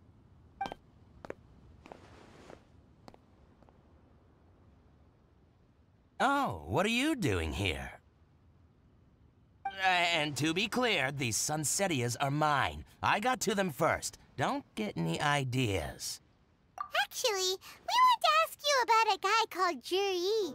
Have you heard of him before? Juri? Yes, he's quite well known. I've heard a story about him. They say he was born into poverty. His parents died when he was young, and he was treated cruelly by the local community. One of his neighbors was terribly rude to him all the time, but Juri never retaliated. And when his neighbor went bankrupt, he even helped support the family. He returned cruelty with kindness, injustice with peace offerings. A gentleman of talent and character, and oh, how did I not notice him sooner? In fact, maybe I'm not too late. If I could hire him to be the brand ambassador for Wanyo Boutique. Oh, he sounds like a decent man. We can finally breathe a sigh of relief. Why are you asking about him anyway? You aren't looking for a brand ambassador too, are you? Well then, in that case, the higher bidder takes the... Ah, that's Juri right over there. Why don't we go and talk to him? Where? It's him, all right. Looks like he's chatting with Linlong. Come on, let's follow them and listen in. Try not to let him see you. We want this information to be as truthful as possible. I'll just go and fetch an employment contract. And hey, don't try and cut me out of this. I understand. Let's walk and talk. What are you waiting for? We won't hear anything at this rate.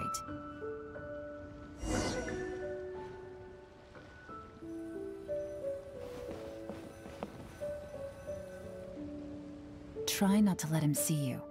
We want this information to be as... I understand. Let's walk and talk.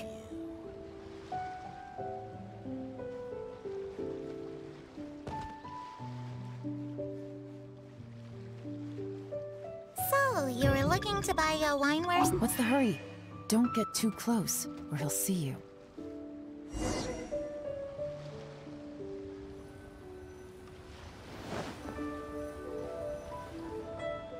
Try not to let him see. I understand. Let's walk and talk.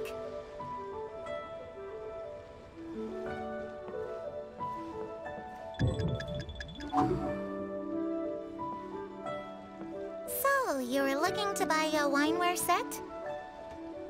Oh, now I can see that you're a connoisseur, so I won't bother trying to con you. I trust you understand our shop quite well?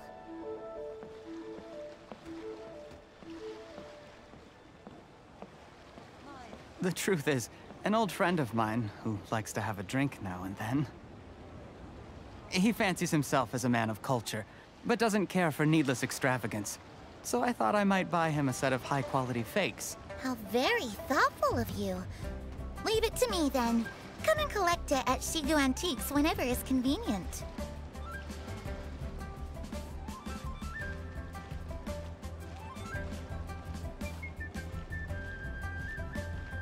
Thank you very much, Miss Linlong. It's my pleasure, Mr. Juri. These days, it's quite rare for someone of your standing to still keep up with their old friends. It's nice to see. I'll be sure to pick out a good set for you. You can count on me.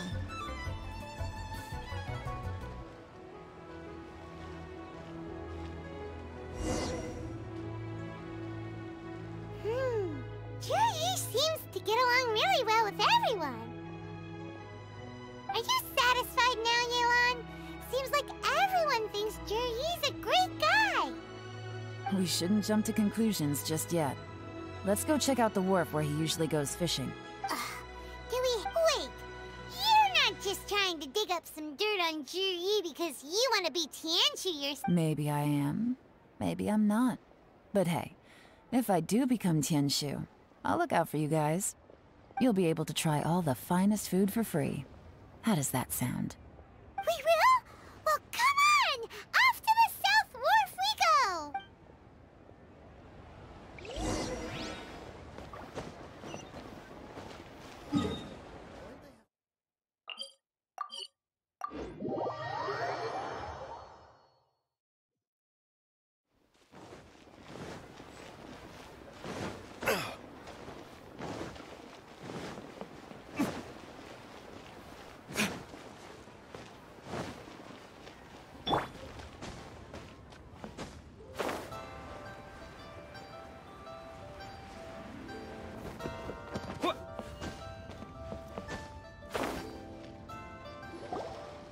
The wharf is as busy as ever. I hear the anglers here sometimes sell their fish to the nearby fishmongers. Let's see what Uncle Soon has to say.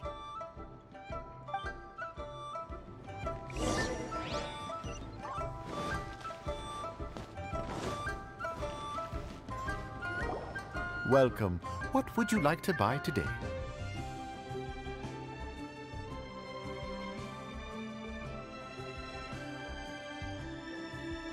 Sorry to interrupt. We're actually members of the, Liyue Anglers Association, and we just wanted to ask a few questions about someone.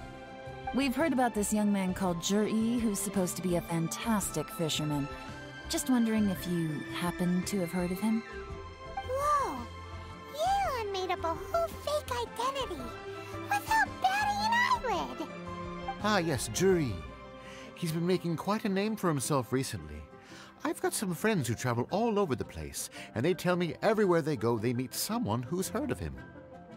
Apparently, he had a rather tough time growing up.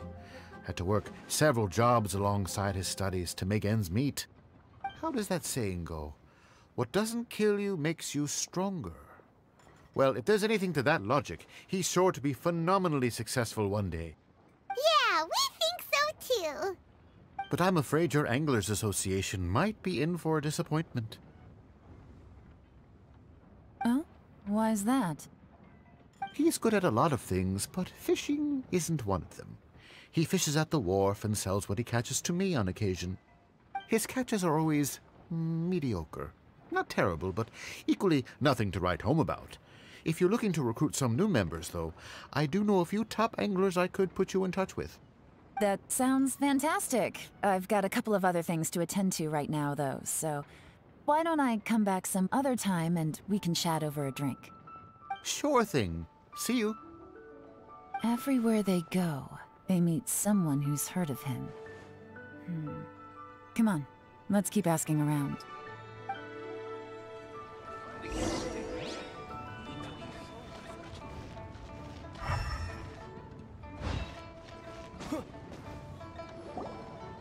Here to buy some fish? You better hurry. When they're gone, they're gone. Hello, we're from the Society for Fish Price Research. We'd just like to ask a few questions. Wow, she switched identity again! Society for Fish Price Research? I haven't done anything illegal. Stay out of my business. Please, don't worry. We're just here to conduct a simple survey. We've heard about a certain Zhi who's been selling fresh fish at low prices in this area recently. Do you know anything about this? So this isn't about me. You should have said something, you know. I know the guy. I can tell you what I know. I haven't heard anything about him selling fresh fish at low prices, but it wouldn't surprise me if it was him. Oh? Why is that? Because he's so poor. His parents died when he was very young, and his alcoholic father still owed a huge amount of debt. No one wanted anything to do with him. He was still a kid when he first came to the wharf. His clothes were ragged, and he had a bandage wrapped around his head. And he managed to survive, thanks to Uncle Tien, who gave him some food. But still to this day, he doesn't have a lot of mora to his name. I mean, he can afford to eat and everything, but you'll often see him haggling with others over just a few mora. So, I wouldn't be surprised to find out he's been selling a few fish. It's not like he catches much anyway, so it's not going to affect my business. Don't tell him I said that. You'd rather he didn't know? Well, I spoke to him once, briefly, and I just had a feeling that he really cares what other people think of him. I think he has pretty low self-esteem, but hey, it's hardly my place to say anything. What he's achieved already puts most people to shame. And nobody's perfect. I just wouldn't want to upset him, that's all. I see. Well, thank you for sharing that with us. Not a problem. And just for the record, there's absolutely nothing wrong with the price of my fish. The more times you say it, the less convincing it becomes. Doesn't have a lot of mora to his name.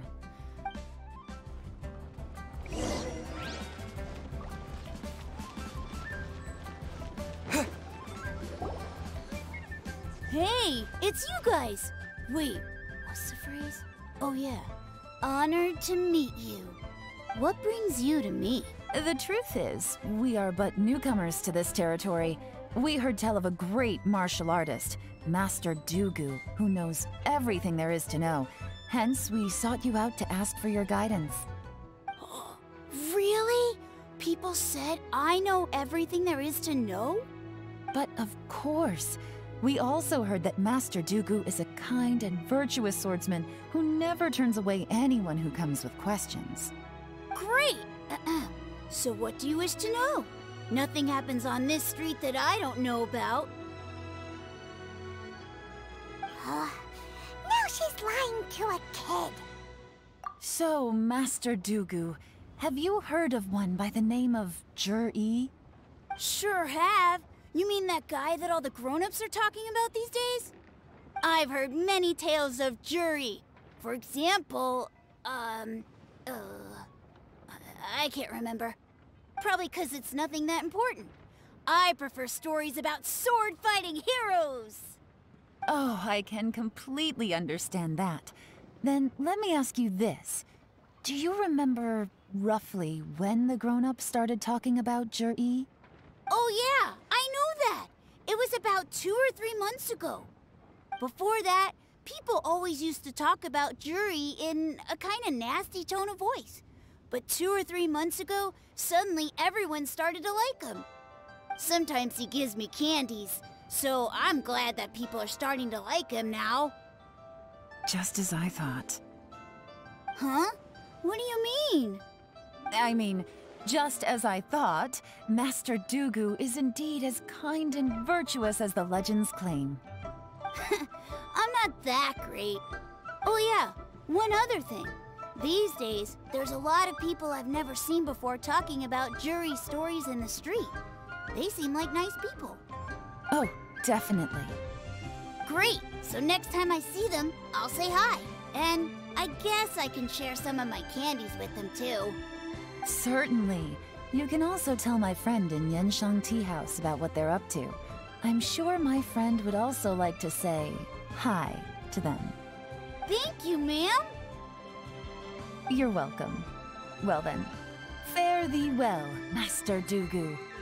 Until we meet again. Any of that sound strange to you? Strange? What was strange about it? Jur-E seems to have a great reputation. Uncle Soon and Uncle Gal spoke highly. True. But the issue is, where did his sudden celebrity come from? It almost seems too good to be true. Sudden? Too good to be... So he returns cruelty with kindness, and had to work to support his studies. These are the kinds of things that make someone well known in their hometown. But Uncle Soon said even his friends who travel far and wide hear about him wherever they go. That's a little over the top, if you ask me. Do you remember what Dugu Shuo said about Jur-E's stories? Clearly they left him with a good impression of the guy. But beyond that, he wasn't interested in the details. That's the reaction I would expect from any normal person. Plus, there's the fact that all this praise of Jur-E has only been happening within the last 2 or 3 months. His childhood, his studies, the thing with his neighbor. None of these are recent events. So why are these stories only going around now? When you put it like that, it is kinda strange. Of course, if that's all there was to it, I wouldn't look into it any further. Jur-E was born into a poor family. Paying people to get his stories out there is within the rules of the game as far as I'm concerned. The problem is, do you remember what Uncle Gao said about him? He's stayed poor his whole life. Everything he's earned he's either spent on studying, traveling, or paying off debts. I don't think he has the mora to pay for a publicity campaign. Right, and that changes everything. It could mean a powerful faction is trying to gain influence over the Liu Xixing. That's the worst-case scenario. But all too often, the most pessimistic speculation turns out to be closest to the truth. Someone's trying to gain influence over the Qixing? That sounds serious. What should we do? Even if we asked Jur-E about it, surely there's no way he'd admit it. First, we need to find out who's supporting him. Don't worry, I've got a plan. Remember the current affairs and planning stage of the assessment?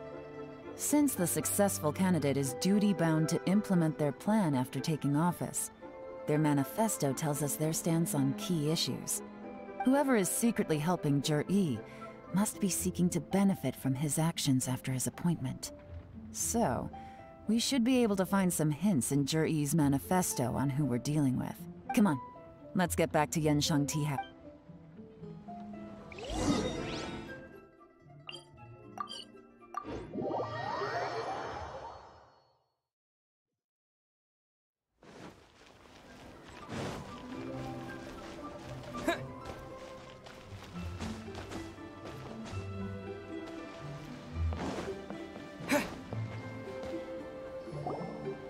Jur-E's manifesto covers a huge range of topics. Looking for details that don't add up will be like trying to find a needle in a haystack. I'll divide the reports into 2 piles. You take one, I'll take the other. When we're finished, we'll put our heads together. Officially, the assessment is already over, and I'll be expected to announce the results before long. So we have to get to the bottom of this as quickly as we can. Yikes! We better hurry! Whatever else Uncle Tian might think of Jur-E, the fact remains that he's one of his favorite students. Any evidence he's left is not going to be immediately obvious. We'll have to look carefully and think critically.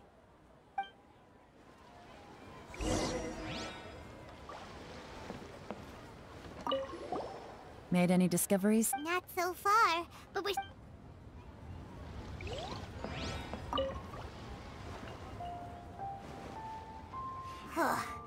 Even though Yelan... Well, we gotta start somewhere.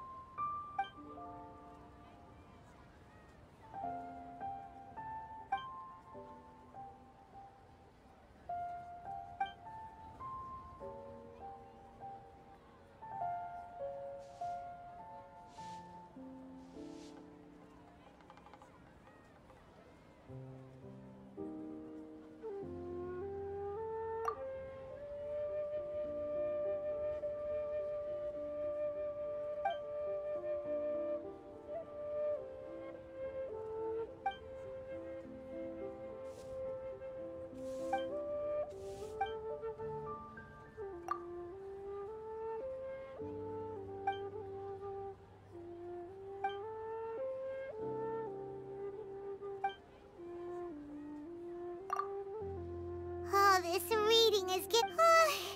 let's take...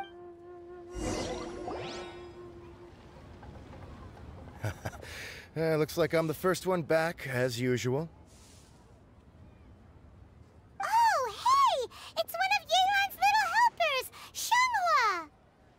If you're back, that means you finished investigating Tianwei, right? You betcha. I visited all the commerce guilds and gathered a wealth of information. Every time they asked me to leave, but I always had another trick up my sleeve. Don't drag this out. Just tell us your findings. Yes, Lady Yelan. To summarize my findings, most people who've had interactions with Tianwei will start out complaining about how proud and arrogant he is, but then go on to give a generally positive appraisal of him. The young master of the Feiyun Commerce Guild said that Qianwei appears arrogant, but he's very scrupulous in the way he works. Once he signs a contract with somebody, he treats them fairly regardless of their background. Who'd have thought? Is it possible that his reputation is fake? Is there any way you can check the accounts of the businesses under his name? In theory, that should be very difficult. But here's the thing. I asked around and found out that almost all of Qianwei's accounts are open to the public. Where he buys from and sells to should be confidential business information, but he doesn't seem interested in protecting it at all. Qianwei often sees business opportunities that others don't, but once he's made enough mora off of it, it's like he gets sick of it and releases all of his trade secrets. It's like he wants people to know that they still can't beat him, even if he shares all of his secrets. The fact that someone like that can still make mora is pretty infuriating when you think about it. What a strange guy. It's like he's not doing business to make mora, but to validate his theories. No wonder his manifesto contains so many insights.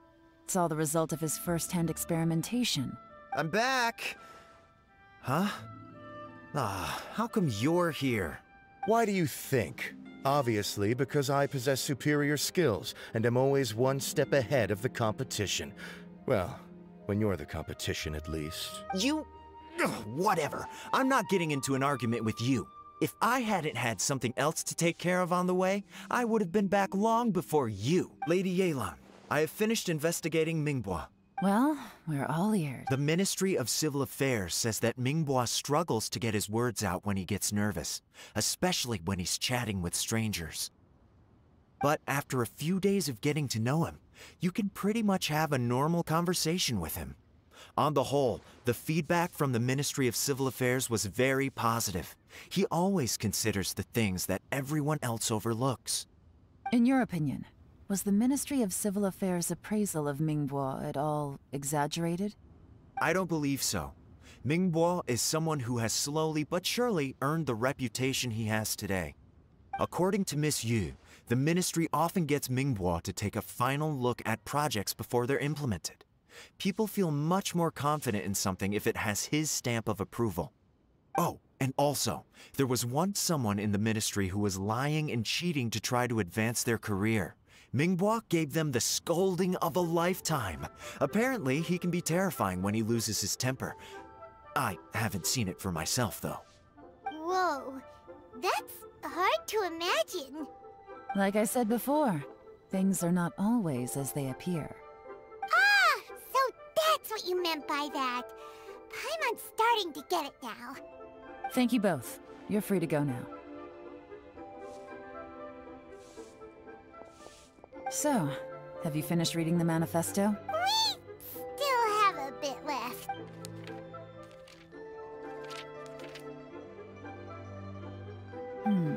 I can't see any immediate problems looking at the individual entries. The only one that strikes me as a little unusual is the Cheungshu Pool redevelopment plan. Cheungshu Pool has always been home to many secrets.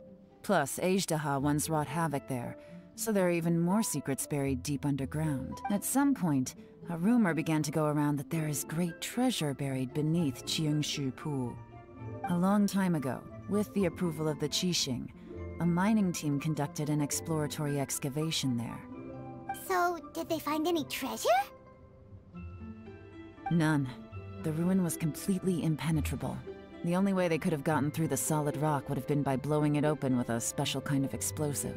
The technology wasn't mature enough at that time, so the excavation project was shut down and the treasure became a mere legend. Zhi Yi's manifesto focuses on solving problems, and this treasure hunt seems extremely risky. It seems out of step with the rest of his plans. Still, this one fact alone doesn't tell us much. Everyone wants to get their hands on this treasure.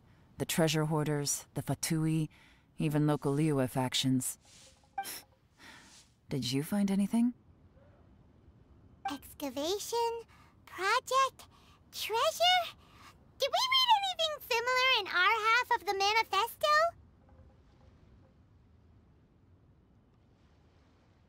Oh yeah! Zhi Yi said the Blackcliff Forge workers should get right of first refusal if any suitable projects come up. Did he now?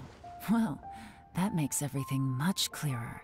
So Jur-E wants the Black Cliff Forge to excavate the treasure of Qingshu Pool. Does that mean the Black Cliff Forge is Juri's secret supporter?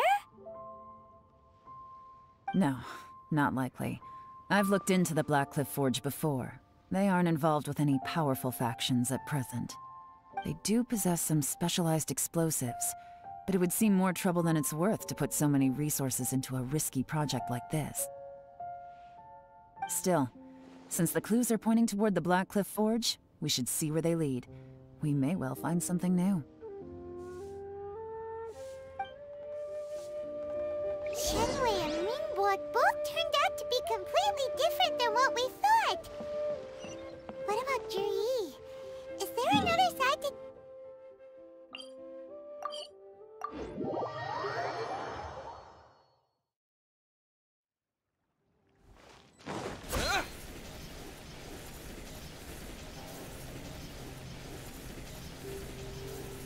This is the Black Cliff Forge.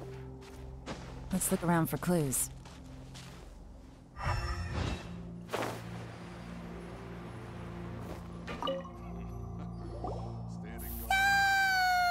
Anything strange been going on recently? Excuse me?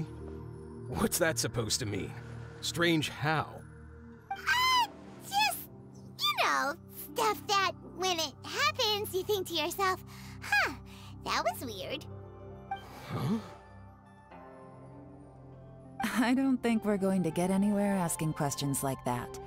Let's just take a look around.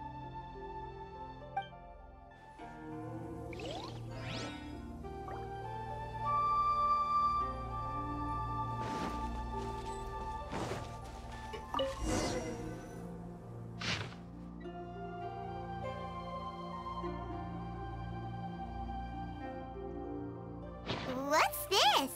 A diary?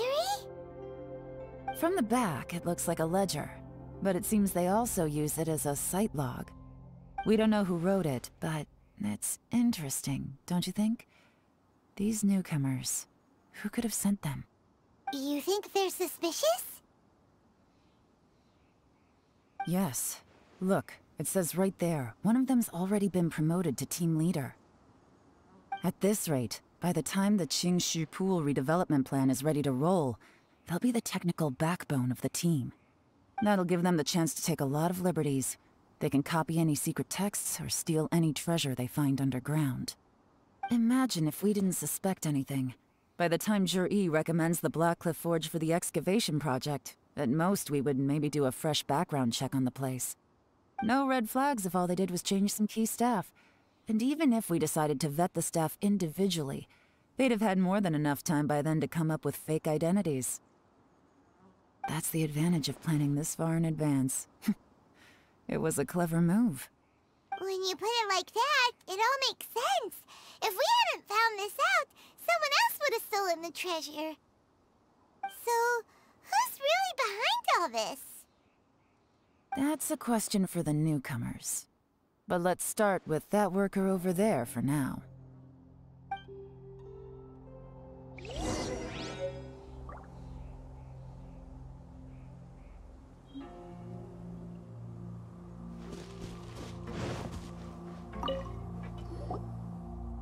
Excuse us. We want to ask you about the newcomers. You want them to teach you or something? I gotta say, these newcomers are in tip-top shape. Fast learners, too. They're picking up all the skills unbelievably fast. My only complaint is that they're always going out drinking at night, but they never let us join them. I guess they just need some time to adjust. I'm sure we'll get to know each other over time. They go out drinking. This area isn't exactly renowned for the nightlife. I'm guessing it's a long trip to the nearest tavern. You got that right. They tell me they go all the way back to Liyue Harbor to drink at Wanmin Restaurant. It rained after work today, so they actually stuck around at the site for a while. But as soon as the rain stopped, they went out drinking again right away. Hey, you're only young once, right?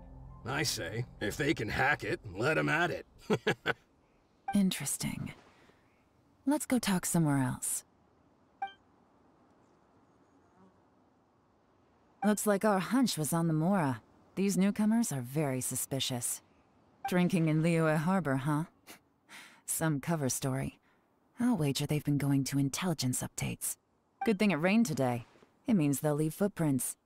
I doubt they'd give themselves away that easily, but let's follow them and try our luck.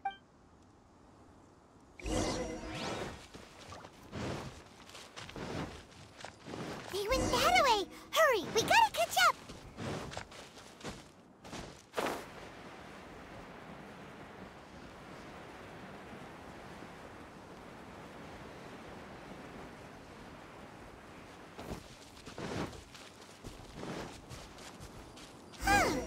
These footprints are heading towards Liyue Harbor.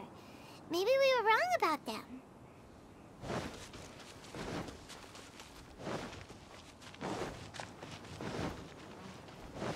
Just as I thought. They didn't go to Liyue Harbor. They went that way.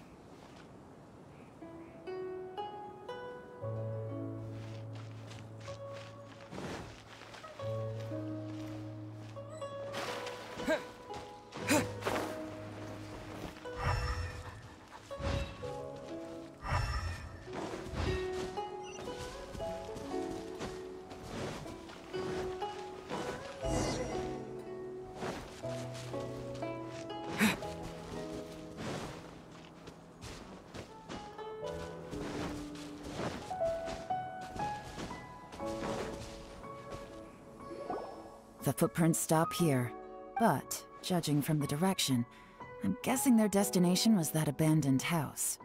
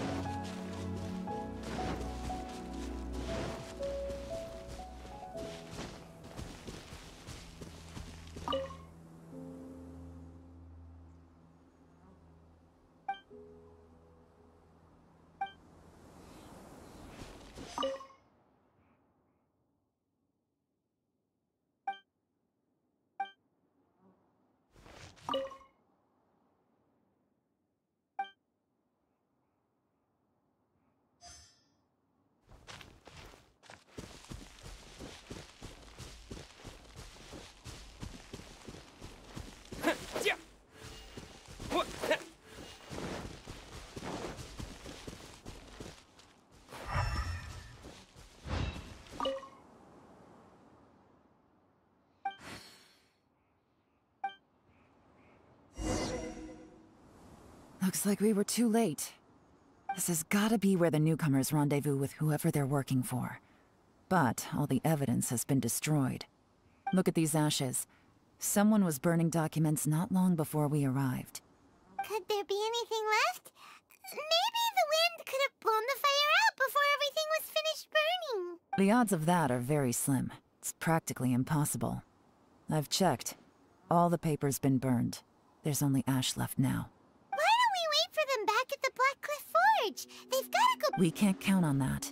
Clearly they were based here at one point, but it's mysteriously abandoned now. To me, that says that whoever's behind this has moved them somewhere else, to throw our investigation off course. Darn! Guess this is where our trail runs cold. Make no mistake, the purpose of our trip wasn't to find any solid evidence. We just need to— I smelled something peculiar the moment I came in. Those newcomers probably thought they'd be safe as long as they burned the letters. But what they failed to consider is that paper and ink from different regions produce different odors when they're burned. Really? Paimon can't smell anything. Do you smell anything? There is a certain place with a freezing cold climate, where there's nothing but ice as far as the eye can see. Some wealthy people there put floral fragrance in their ink as a way of injecting a little romance into their writing. When that fragrant ink is burned, this is the exact odor that it leaves behind. Exactly. The evidence will soon be blown away by the wind, so it's nothing we can arrest anyone with. But it's all I need. Now I know who we're dealing with. Lady Yelan! Oh, thank goodness I finally found you. I thought I'd never see you again. Who are you? Don't be alarmed. This is Upei, He's Wenyuan and Shanghua's colleague. I sent him to look into Zhi-Yi's regular contacts. Since Zhi-Yi likes fishing, Upei thought he might know some of the fishermen and sailors, so he took a boat out to sea to ask around. I left him a note at Yanshang Tea House telling him to look for me at Blackcliff Forge when he got back. If there'd been an ambush waiting for us there, it means we'd have had some backup. So, what did you find out at sea? Forgive my incompetence. I'm afraid I've come up empty-handed. I asked all the fishermen multiple times, but none of them had any interactions with Zhi-Yi before. Then the waves got so choppy I ended up falling overboard. Fortunately, someone managed to drag me out. When I got back, I heard that you'd gone to Blackcliff Forge and might need backup, so I went straight there as fast as I could. Didn't even stop to change my clothes. Well, Uncle Tian said that Zhi-Yi once bought a recipe from one of the fishermen. Did you hear anything about that at all? What? That's news to me. No, that's not possible. It's absolutely not possible. Lady Yelan, I'm telling you, I spoke to every single fisherman out there, and none of them mentioned anything about a recipe. Interesting. Then I wonder how that even more wonderful fish soup came about.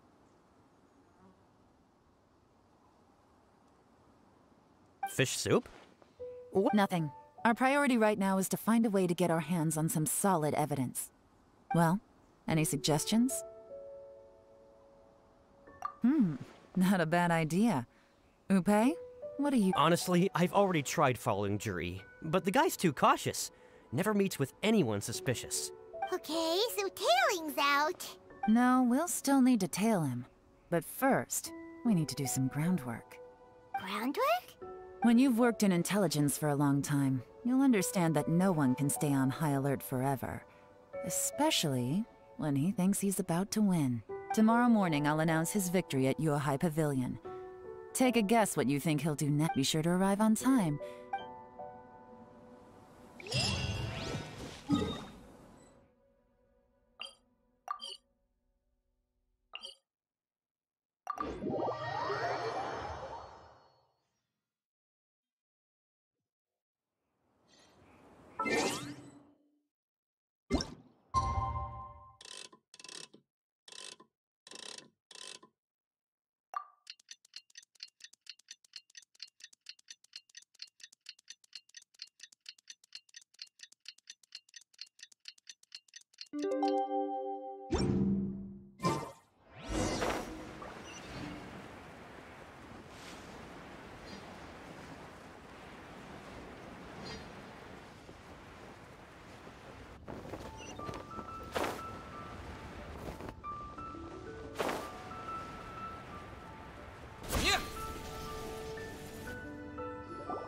It looks like we're all here.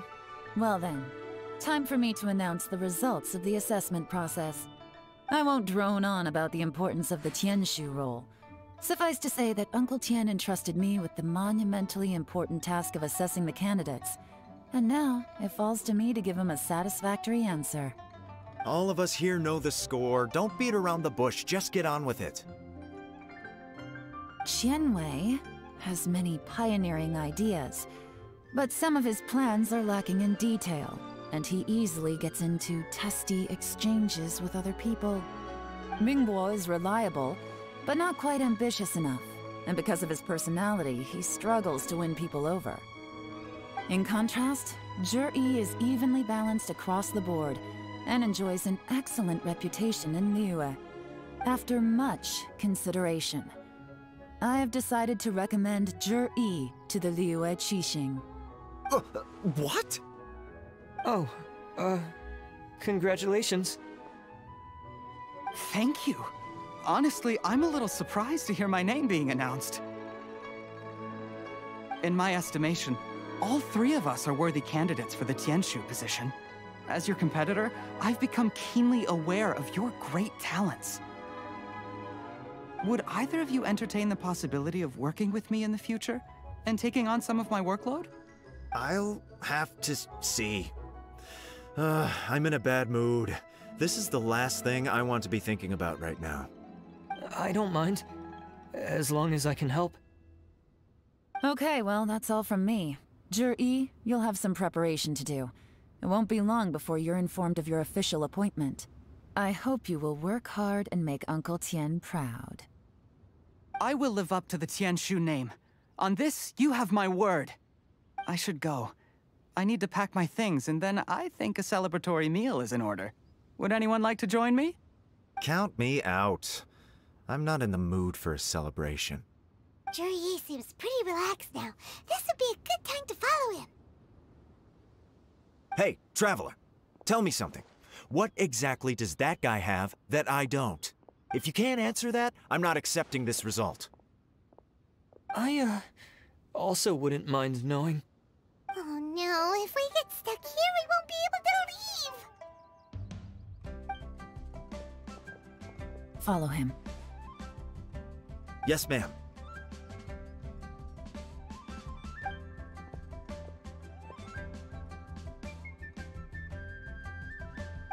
We finally got rid of them! Lady Yelan, Juri has gone towards Feiyun Slope. Follow him, quickly. So Juri really sided with the Fatui? But Uncle Tien thinks so highly of him. Why would he do this? Difficult to say, but everything should become a lot clearer when we find him.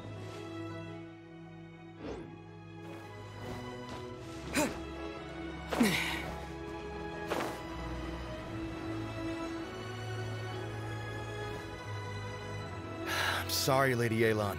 We lost him. He's too good at this. We weren't able to keep following him without being seen. How the heck did he manage to shake Yelan's subordinates? I guess Juri didn't let his guard down. Still as vigilant as ever. No, Upe says he's much more relaxed than usual. Maybe it's just how he's wired. Perceptive enough to sense when he's being watched. Don't blame yourselves. Let's not forget he was trained by Uncle Tien himself. Evading detection is not an unusual skill for him to have. If I'd asked you to tail Uncle Tien, you'd have ended up at a dead end too. It's fine. So, where did you lose him? Xinyue Kiosk. He only went in briefly. Upe and I were watching outside the whole time. A few moments later, a man dressed in a completely different outfit came out. Upe had a feeling that it was him, but we couldn't get close enough to check without blowing our cover. I figured that if we spooked him, it would undo what we've accomplished today so far. Another option would have been to arrest him there and then, but without any evidence, that would have been meaningless. So I stopped Upe, and I stayed here to wait for you while that meathead went to ask around in Xinyue Kiosk. Good work. The fish didn't take the bait, but that's okay. As long as he's still swimming around, we'll find a way to catch him eventually. Let's go to Xinyue Kiosk.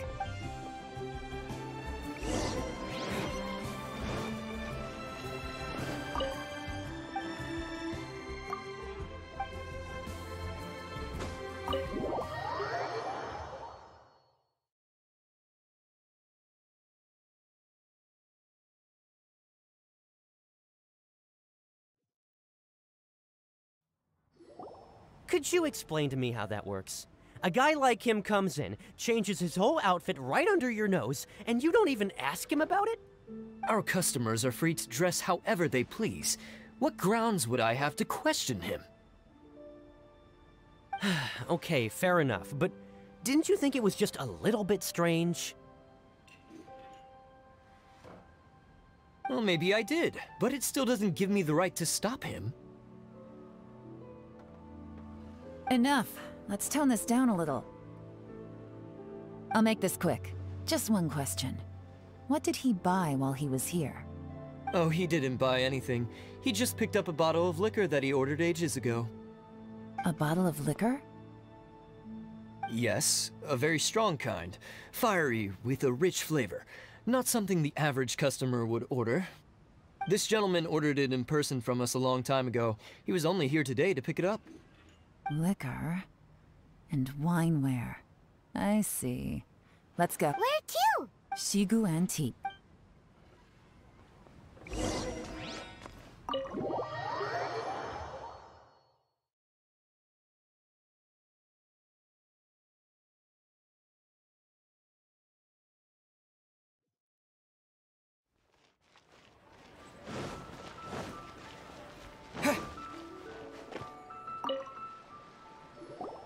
Hey, Miss Linlong. Sorry to bother you.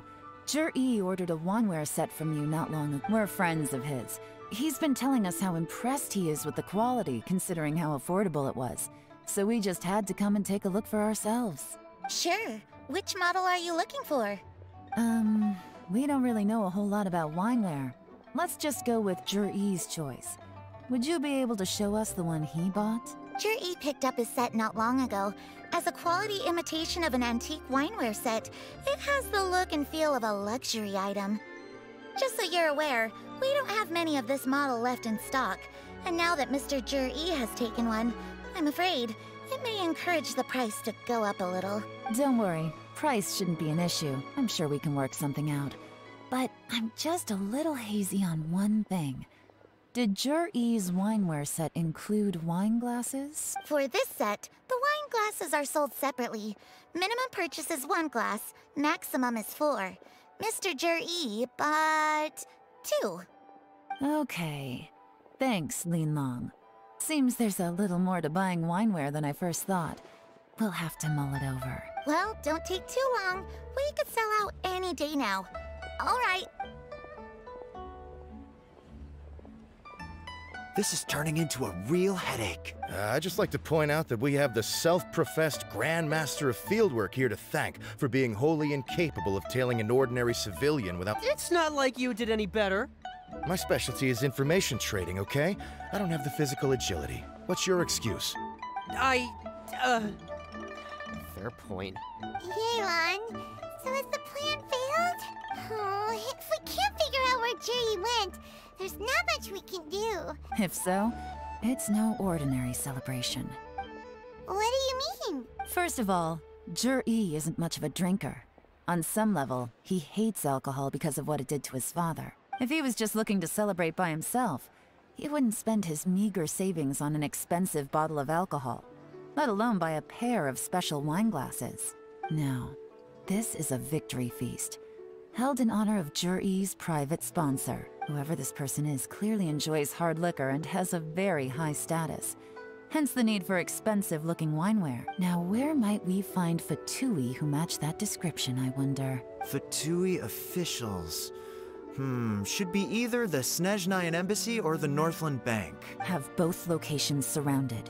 Take as many people as you need. Lady Yelan, is it time for us to make our move? If so, you can count me in. Get with the program, would you?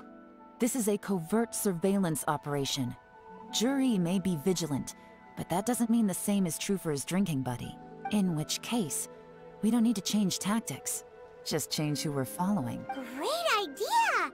So we just need to find out who Zhi bought that liquor for and follow them. But Lady Yelan, if we get caught, this could become a major diplomatic incident. I'm well aware, but don't you see? Zhi is gambling everything on this. Stick to your orders, and make sure we're covering all other bases too. Anywhere— Yes, ma'am. Don't worry, Lady Yelan. Zhi may be a slippery character, but we'll keep a close watch on the movements of all Fatui officials. I'll be waiting for you at the tea house. If I'm guessing correctly, Fatui officials are likely to take action at night. You should go and get ready. Then meet me at Yansheng Tea House. You'll have a blast.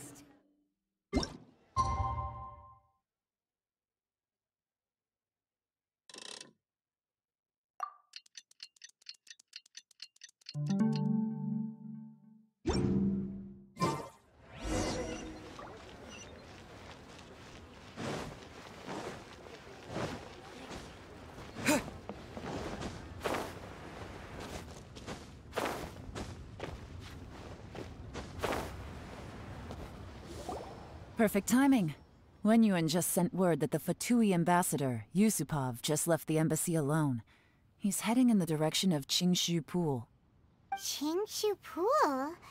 It looks like that's where they've arranged to meet. Sensible choice. I'll give— Qingshu Pool is always crawling with monsters. Most people wouldn't dream of going there. It's one place they won't need to worry about being seen. Oh no, we got— Let's go. If my—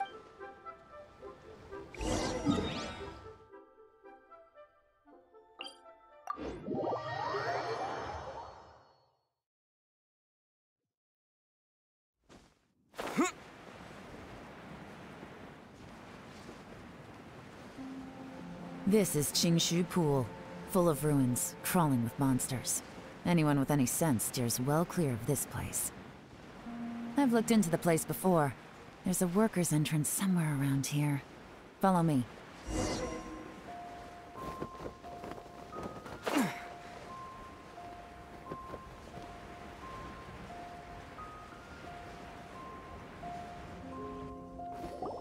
There's been some work done on this place in the past, but it's a bit of a labyrinth inside. The workers left an emergency access route.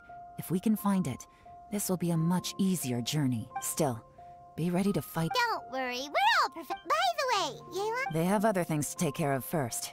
We couldn't afford to wait for them, but they'll join us later.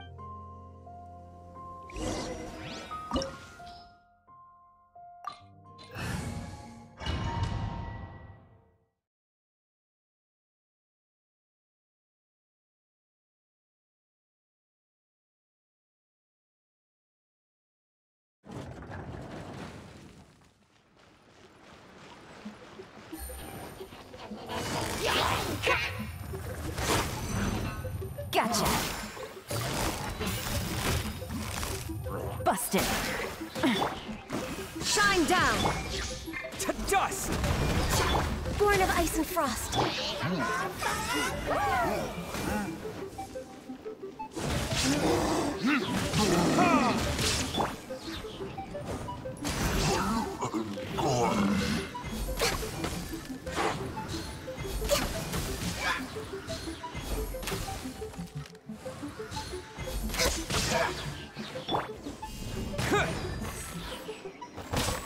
As I expected, but this shouldn't be too much trouble.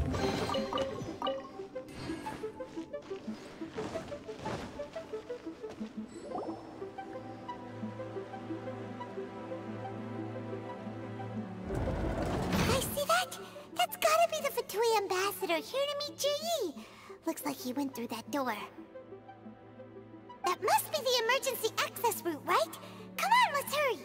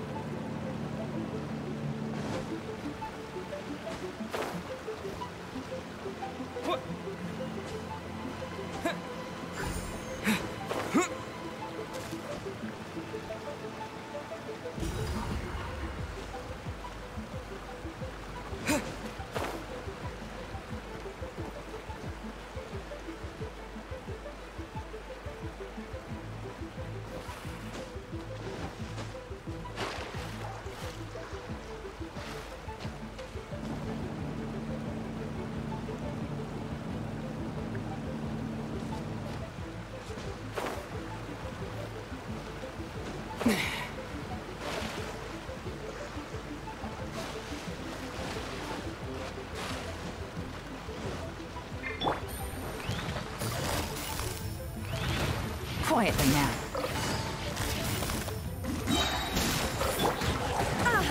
There is no escape!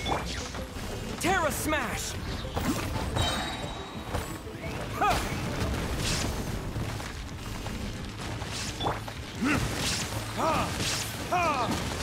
No touching! Next on the agenda...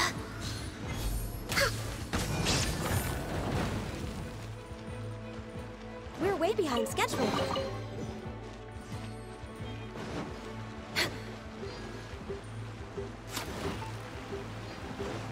We're way behind schedule. Next on the agenda...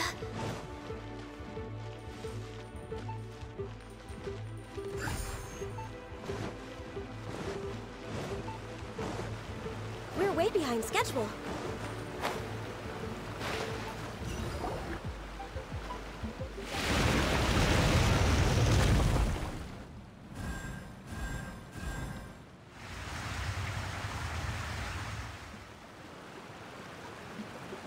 The water's gone down. Hey, look! Is that another way through?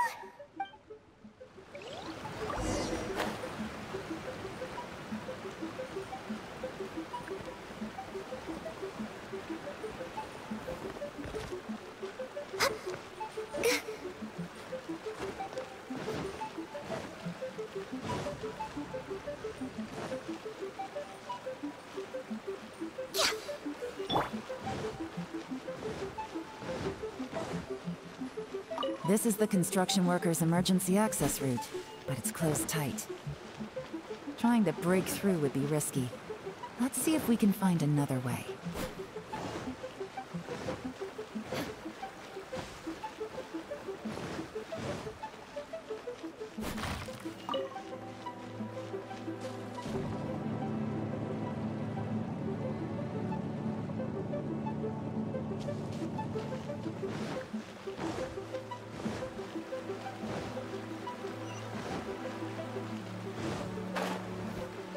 Shine down!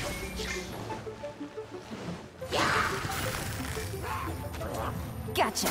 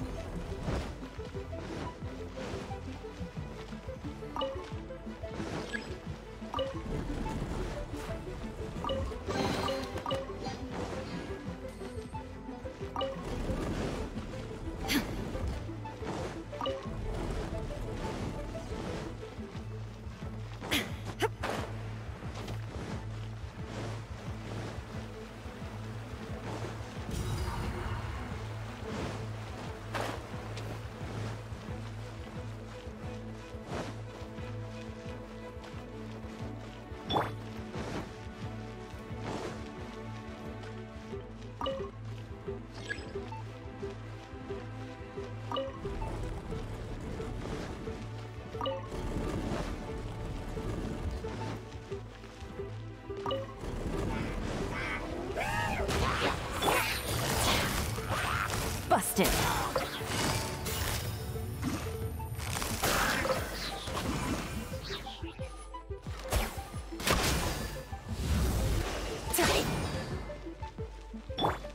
There is no escape! Born of ice and frost.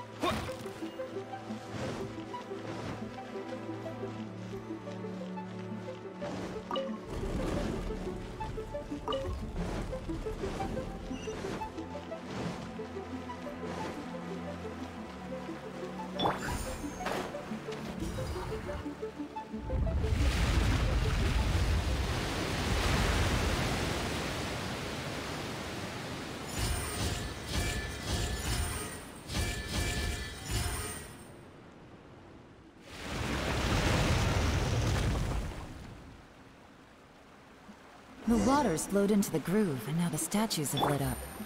Okay, now we should be able to move the statues.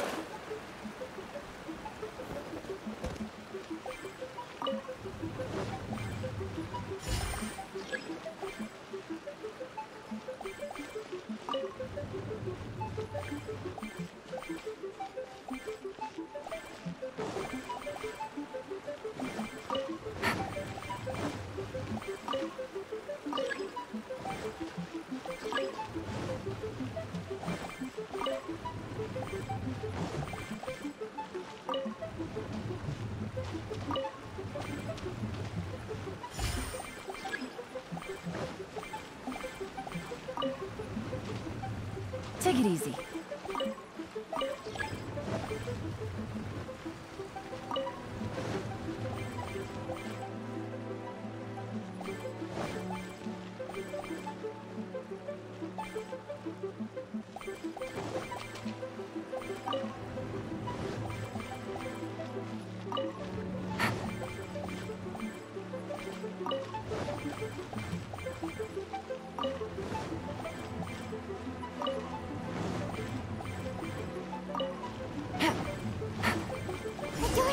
Let's go!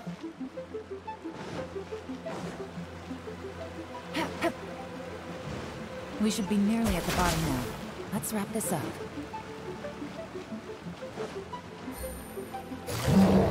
Gotcha! Busted! These are about to get dicey. Time for retribution!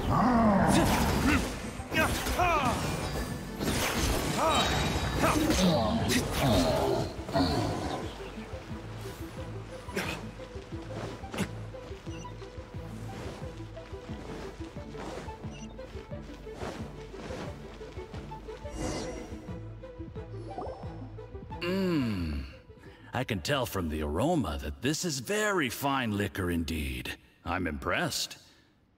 Come on, bottoms up. After you, of course.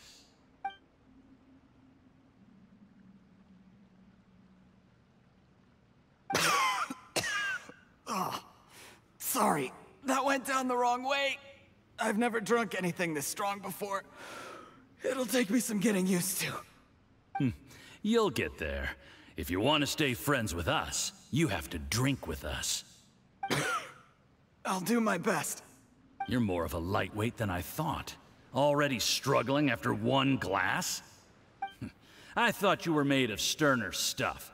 You certainly kept it together when you were poisoning your teacher's soup. Come on, another round. Less talking, more drinking. Sure. You didn't leave me much of a choice, though, did you? Just the mention of poisoning sends shivers down my spine. I'm more timid than you realize. Every time I poisoned him, I had to hide away at home for a few days because I was so scared of getting caught. Look, I know it has not been easy for you, my friend. We appreciate all your hard work. But, I have to say, you really are quite a genius at poisoning people. I mean, the poison we brought from Snezhnaya is as strong as this wine, but you found a way to turn it into an imperceptible, slow-acting poison, and came up with the idea of delivering it through fish soup. What was it you said? Oh, yeah. You said the soup's fishy flavor neutralizes the pungency of the poison, and this process even makes the soup tastier as a result. How did you think of that? It struck me one day when I was fishing. I'm lucky it did. Otherwise, I'm not sure I would have been able to fool Uncle Tien. You have performed excellently. The Fatui will continue to provide the support you need to consolidate your position as Tien Shu. Of course, this is as long as you continue to do as we instruct. Aside from Qingshu Pool, we also have some other requests for you, which we will inform you of in due course. Don't worry. Whatever tasks you have for me, I will perform them diligently. Did you hear that? It was poison! That's why Uncle Tien hasn't been feeling well recently. It's all Jurye's doing. What a nasty guy. Seize him! Hold on. Did you bring the camera? If not, You can use mine. This is quite a scene. We have to capture...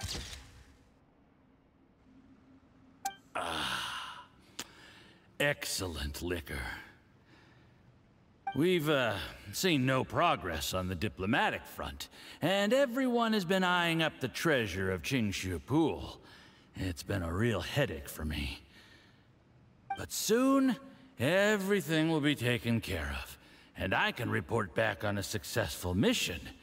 Thank you, Juri. I remember when I first saw you. I knew right away that you would make a good partner for us. Hey, do you still remember what I said to you? How could I forget? You said a lowly commoner like me could never be seen as a serious candidate for the Tianshu, no matter how hard I work. The only way is for you to shine bright in the Tianshu's darkest moment. I think you were absolutely right. Yes. Under normal circumstances, the gap between you and other people could only ever grow wider over time. Just look at your two competitors. Qianwei had wealth. Mingbo had reputation. But you had nothing. You were just another nobody. And that's why I decided to help you. You know, there's an old saying in the Fatui. Give a starving dog a bone, and it'll guard your home for the rest of its life. Yes. I cannot thank you enough for your generous support. You know, the best thing about you is that you do as you're told without complaining. Hey, keep up the good work, and I can assure you, you'll never have to worry about Mora again. Heck, when you're not in the company of the Fatui, you'll be able to throw your weight around as much as you want. How about that? Uncle Gao said that Jur-E has low self-esteem. Seems he was right. He was worried that whatever advantage he might have now will diminish over time, so the Fatui persuaded him that he should act while he can. Do you have any more film in the camera? Then get ready to use... How well this goes for us depends on how Jur-E plays his hand. Ooh, is there any more alcohol? Go on. Fill me up. I'm in a good mood today, and I'm gonna drink my fill. Make sure to get me home safely after. There's only a little left. Here, I'll fill your glass. If you like it, I can bring you some more next time. Whoa, this is the good stuff. It is great. Huh?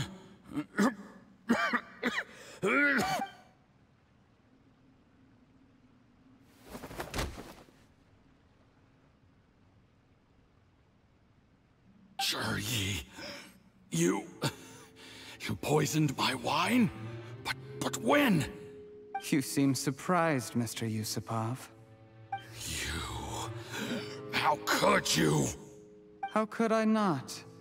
I've sacrificed years of my life studying and reflecting to prepare myself for this position. And in the end, I even had to poison my own teacher. You really think I'd put myself through all that just to become your little puppet? I don't want to bow down to anyone ever again. And that includes you. You imbecile. It's the Fatui who got you to where you are. Do you understand? If I disappear with no explanation, the embassy will come after you. They'll get to the bottom of this. Mark my words. Do you see the haystack in the corner? Underneath it is a pile of explosives. And next door in the dark room are the 3 undercover agents you sent to infiltrate the Black Cliff Forge. I'm gonna stay here till I see you slip into unconsciousness. Then I'm gonna set this on fire. Once the flames burn through the hay, they'll ignite the explosives, the ruins will collapse, and everything will be buried. What do you hope to? I took the liberty of leaving some evidence of your contact with the undercover agents at the Black Cliff Forge. It won't take long for people to join the dots. 2 missing person cases will become one as the truth gradually reveals itself. The Fatui planted undercover agents in the Black Cliff Forge to steal their signature ruin-grade explosives. Their plan was to blow through the solid floor tiles in the dead of night and seize the treasure of Qingshu Pool. but things didn't quite go to plan. Mistakes were made that led to the accidental deaths of the entire crew. Faced with the overwhelming evidence, the embassy won't investigate this any further. In fact, they'll be only too happy to blame it all on a rogue operation by you. It explains why you acted alone, while exonerating the rest of the embassy of any liability. Of course, none of that will have anything to do with me. When all of this comes to my attention, I'm afraid I'll have no choice but to cancel the Qingshu Pool redevelopment plan immediately. I guess then, I'll be Tianshu in my own right, with a clean record and well out of the Fatui's reach. Shuri, do you really think you're gonna get away with this? The Fatui has a record of everything. That includes the poison, all interactions between us, even my trip here tonight. After I die, they'll come looking, and they'll get to the bottom of this. A record? Oh, you must mean the one in the hands of your second-in-command, Theophan? How do you know about that? Because when you contacted me, I also made contact with your associates. I have Theophan to thank for providing me with the poison I used on you today. He'll help me tie up all the loose ends. After all, your untimely demise comes with a few perks for him. He has been eyeing your position for a long time now. That traitor! Shuri, you... Shh. Relax. It's over. After tonight, everyone gets what they want. And anyone else in the know is either my accomplice or about to be taken out of the picture. Sweet dreams, Mr. Yusupov.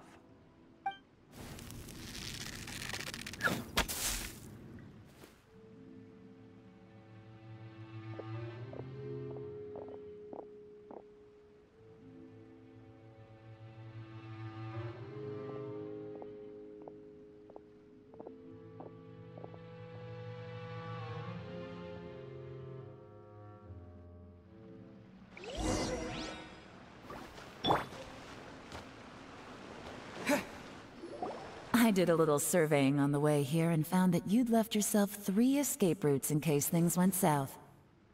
I have them all surrounded. If you're thinking of trying anything, save yourself the effort. The game's up. We were here the whole time and have pictures of everything. They came out pretty nicely. Want to see them? The game's up? Forgive me, I'm not quite sure what you're referring to, Miss Yelan.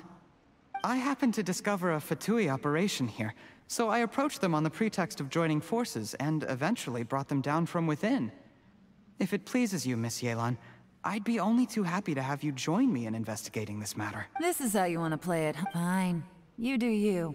All we need to do to convict you is establish that the poison in his system is the same as in Uncle Tien's. Nothing else you wanted to add? Let's leave it there then. Time to go. One wrong move and it all comes crashing down. I should have been more careful. You followed him here, didn't you? I was so focused on keeping myself out of sight, I forgot he was a potential liability. Let's talk about this, Yelan. I gave you my word that I would live up to the Tianshu name, and that much I can still guarantee. Your point being? When I take office, I can guarantee that I will act in your best interests. In fact, all of you here tonight can expect very generous treatment in the future. I don't deny that I used underhanded methods to get here. But given my lowly origins, what other choice did I have? You still don't get it, do you? What do you think? Exactly. Jur-E. Clever people can always come up with a good excuse. But while you might be able to get other people to believe you, you'll never be able to deceive yourself. There's nothing wrong with wanting to win other people's respect, but when has Uncle Tien ever looked down on you?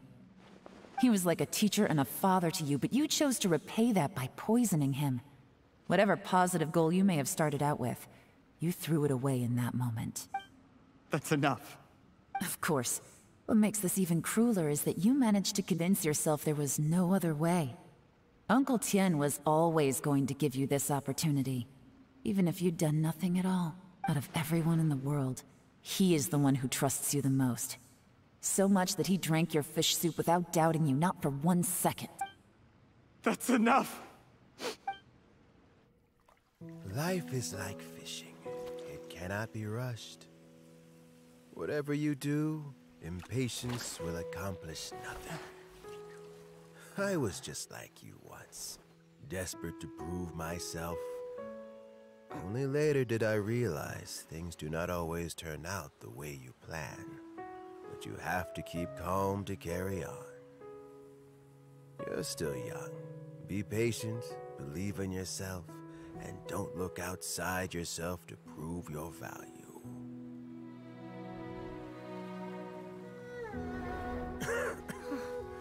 Where's Jury these days? It's been a long time since he last paid me a visit. Maybe he's just busy. Well, next time, if he doesn't bring a pot of piping hot fish soup, don't let him in. Whatever you were thinking about, you'll have plenty of time to mull it over in prison. Oh, I almost forgot.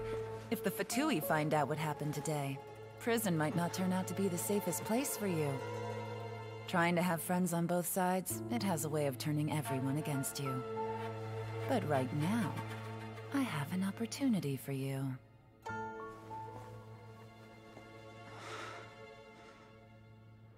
Huh?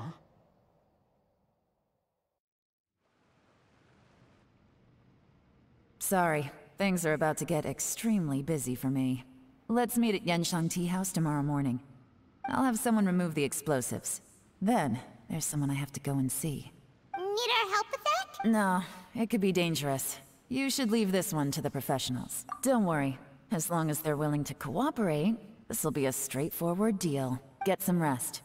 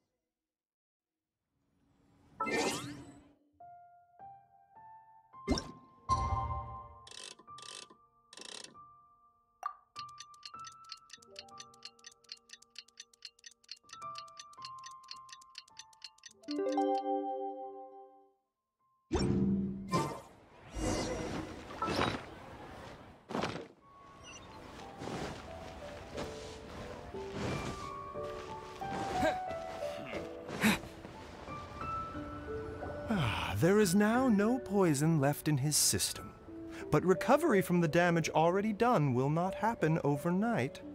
Dr. Baizhu, is my father going to be... You needn't worry too much. Keep taking the prescribed medicine every day, and a full recovery will take at most 2 to 3 years. It's good we caught it in time.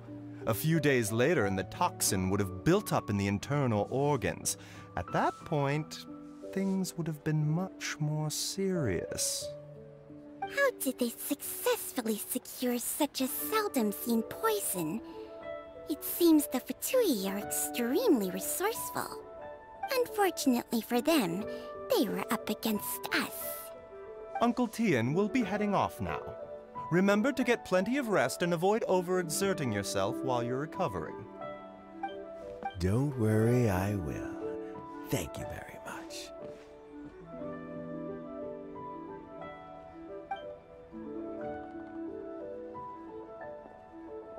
Ah, and you're here too? Thank you for all you've done to resolve this situation. Yes, the exhaustion seems... Luckily, it looks like choosing the Tianshu's successor is suddenly not such a pressing issue after all.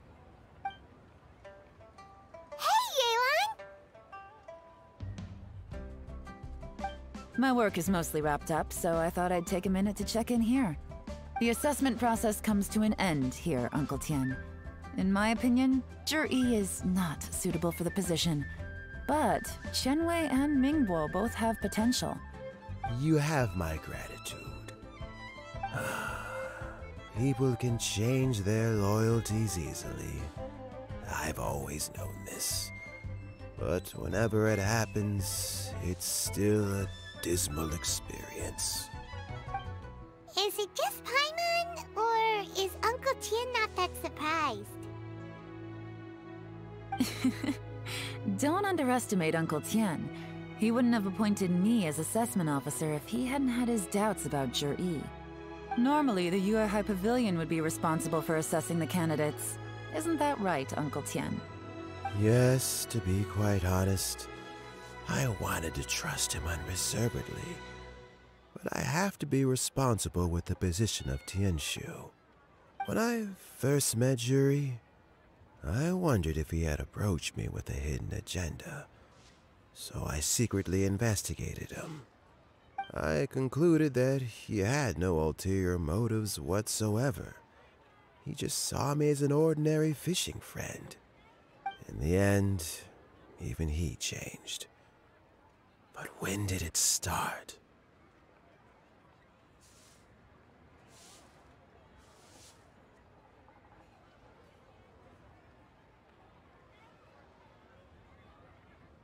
I never had any plans to recommend him directly, but I always intended to give him the chance to compete on a level playing field. Family background and fame mean everything to many people, but I don't attach great importance to them. I had no reputation to speak of when I first became Tianshu. I relied on Ganyu's assistance for all manner of things. What I really admired about Zhi was his intelligence. I have to admit, he's a smart guy. And the intel suggests that the Fatui saw him as very low risk. But Zhi was still extremely careful with the poisoning. He chose that specific liquor from Xinyue Kiosk because the fiery flavor would mask the bitterness of the poison. And he chose to wait until the Fatui official was drunk and had his guard down before delivering it to him. He also installed a secret compartment in the wine pot he bought to hold the poison. As the amount of liquor went down, he'd shake the pot to release the poison from the compartment into the liquor. Afterwards, we also found he had an antidote on him. Had the Fatui official grown suspicious, Zhi would have drunk the poisoned wine himself, and then found an opportunity to take the antidote shortly afterwards. But that's still really dangerous. Yes. Had he drunk the poisonous wine, he still would have faced serious health consequences despite taking the antidote. He didn't hesitate to put himself in harm's way to achieve his goal. How is Zhi now? Well, I mean, he is sitting in a jail cell. Like Yanfei says, everyone who breaks the law has to pay the price. Still, he's cooperating. He didn't turn down my offer to strike a deal. I'll make sure there are plenty of guards around to keep him safe from anything the Fatui might be planning. A deal? Does this have to do with what you said to him when you... Yes, Zhi's not the one I'm interested in. If he was as far as this went, I'd have handed the case off to my subordinates as soon as I realized. But once the Fatui became involved, things got a whole lot more interesting. I thought I might have the chance to catch a big fish. Well, did you? Almost. Unfortunately, it slipped off the hook at the last second. Uncle Tian? Yeon? What are you talking about? Paimon doesn't understand. Zhi colluded with the Fatui to try and secure the position of Tianshu. Or, to put it the other way around, the Fatui made an attempt to interfere in the Tianshu selection process. With Yusupov in our hands, and a statement from Zhi, we could afford to continue with a diplomatic offensive.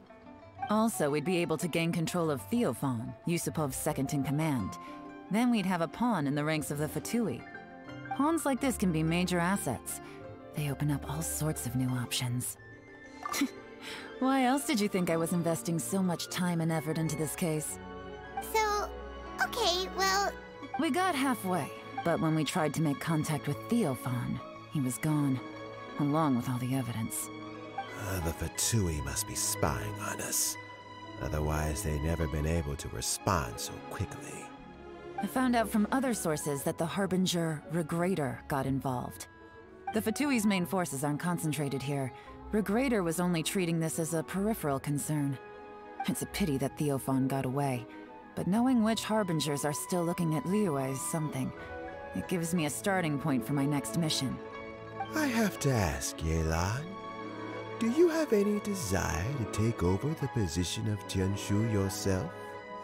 I remember you showed some interest a few days ago at Yenshang Tea House.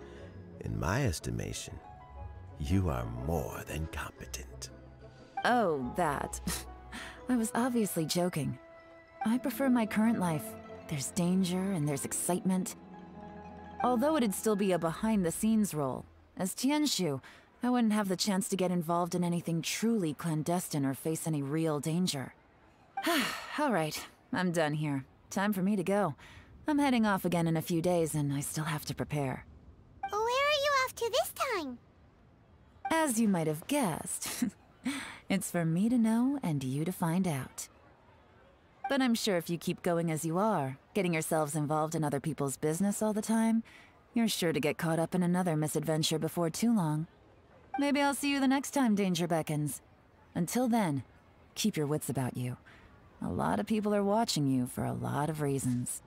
If you have any more questions, just ask Uncle Tian. After the recent turn of events, I'd say he owes you one, wouldn't you?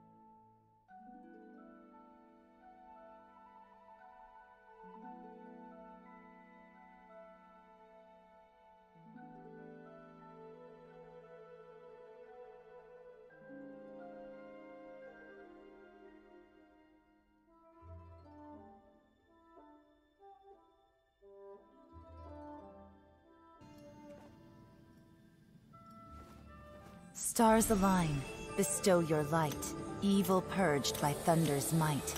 Spirit curbed, pneuma surge, by dictum divine, heed these words. Do as I command! Aha! The fantastic compass is an amplifier. Maintain this energy level, and we may stand a chance. I will maintain the energy flow. Understood. Everyone, stand back.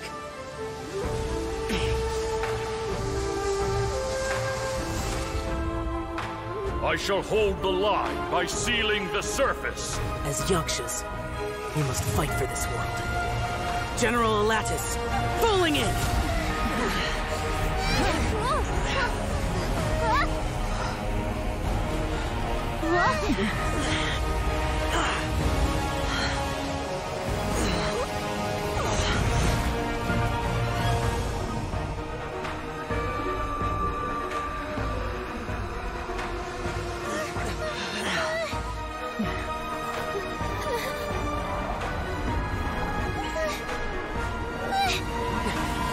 Watch out!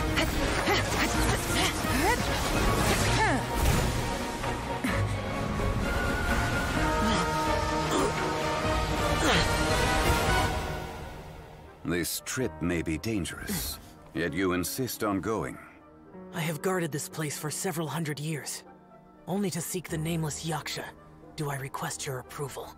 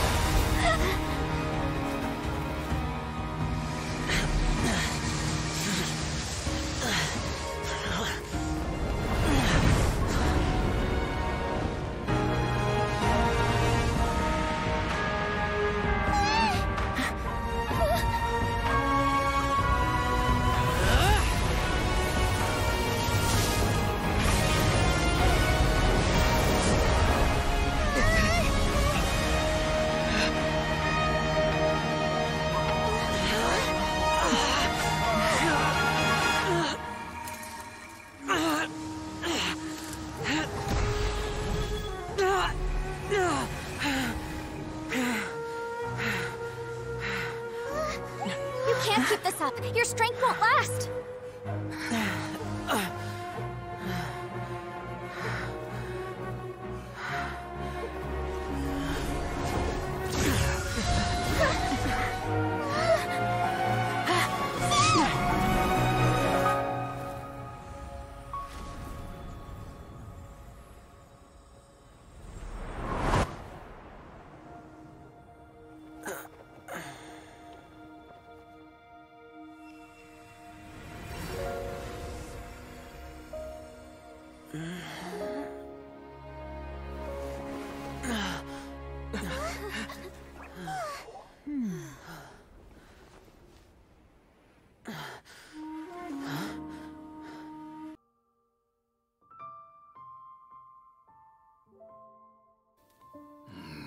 Menogias, where have you been?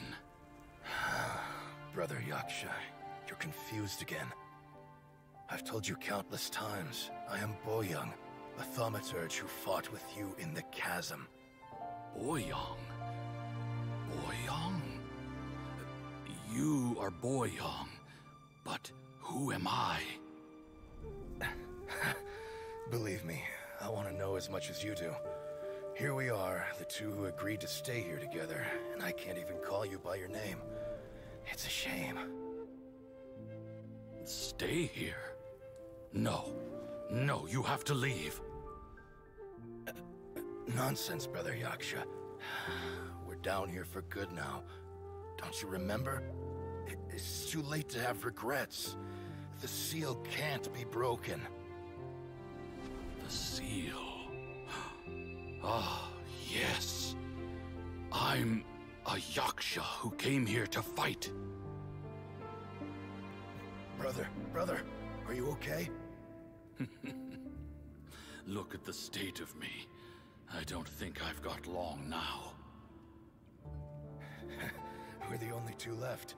Don't go dying on me.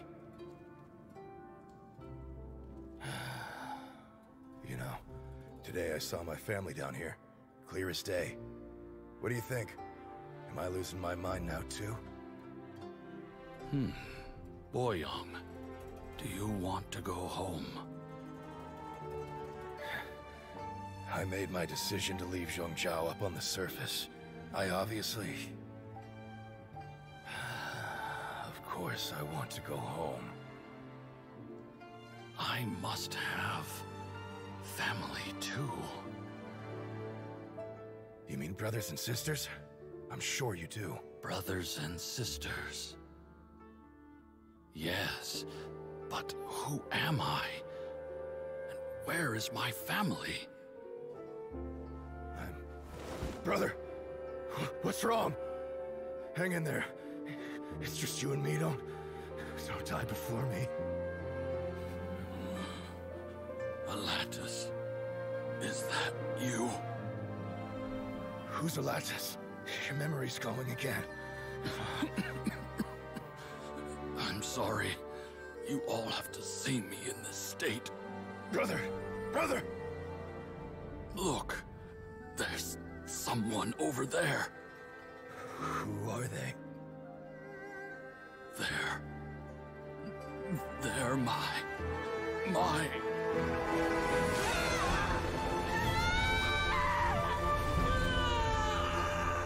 remember now. I know you.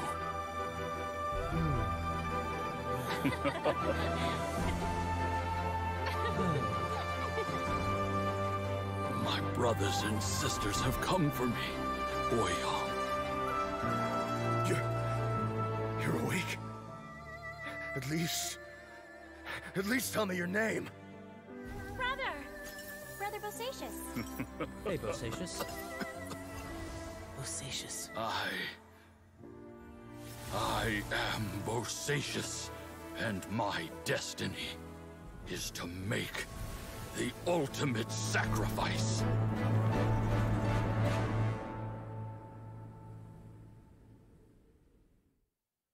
I've said so much today.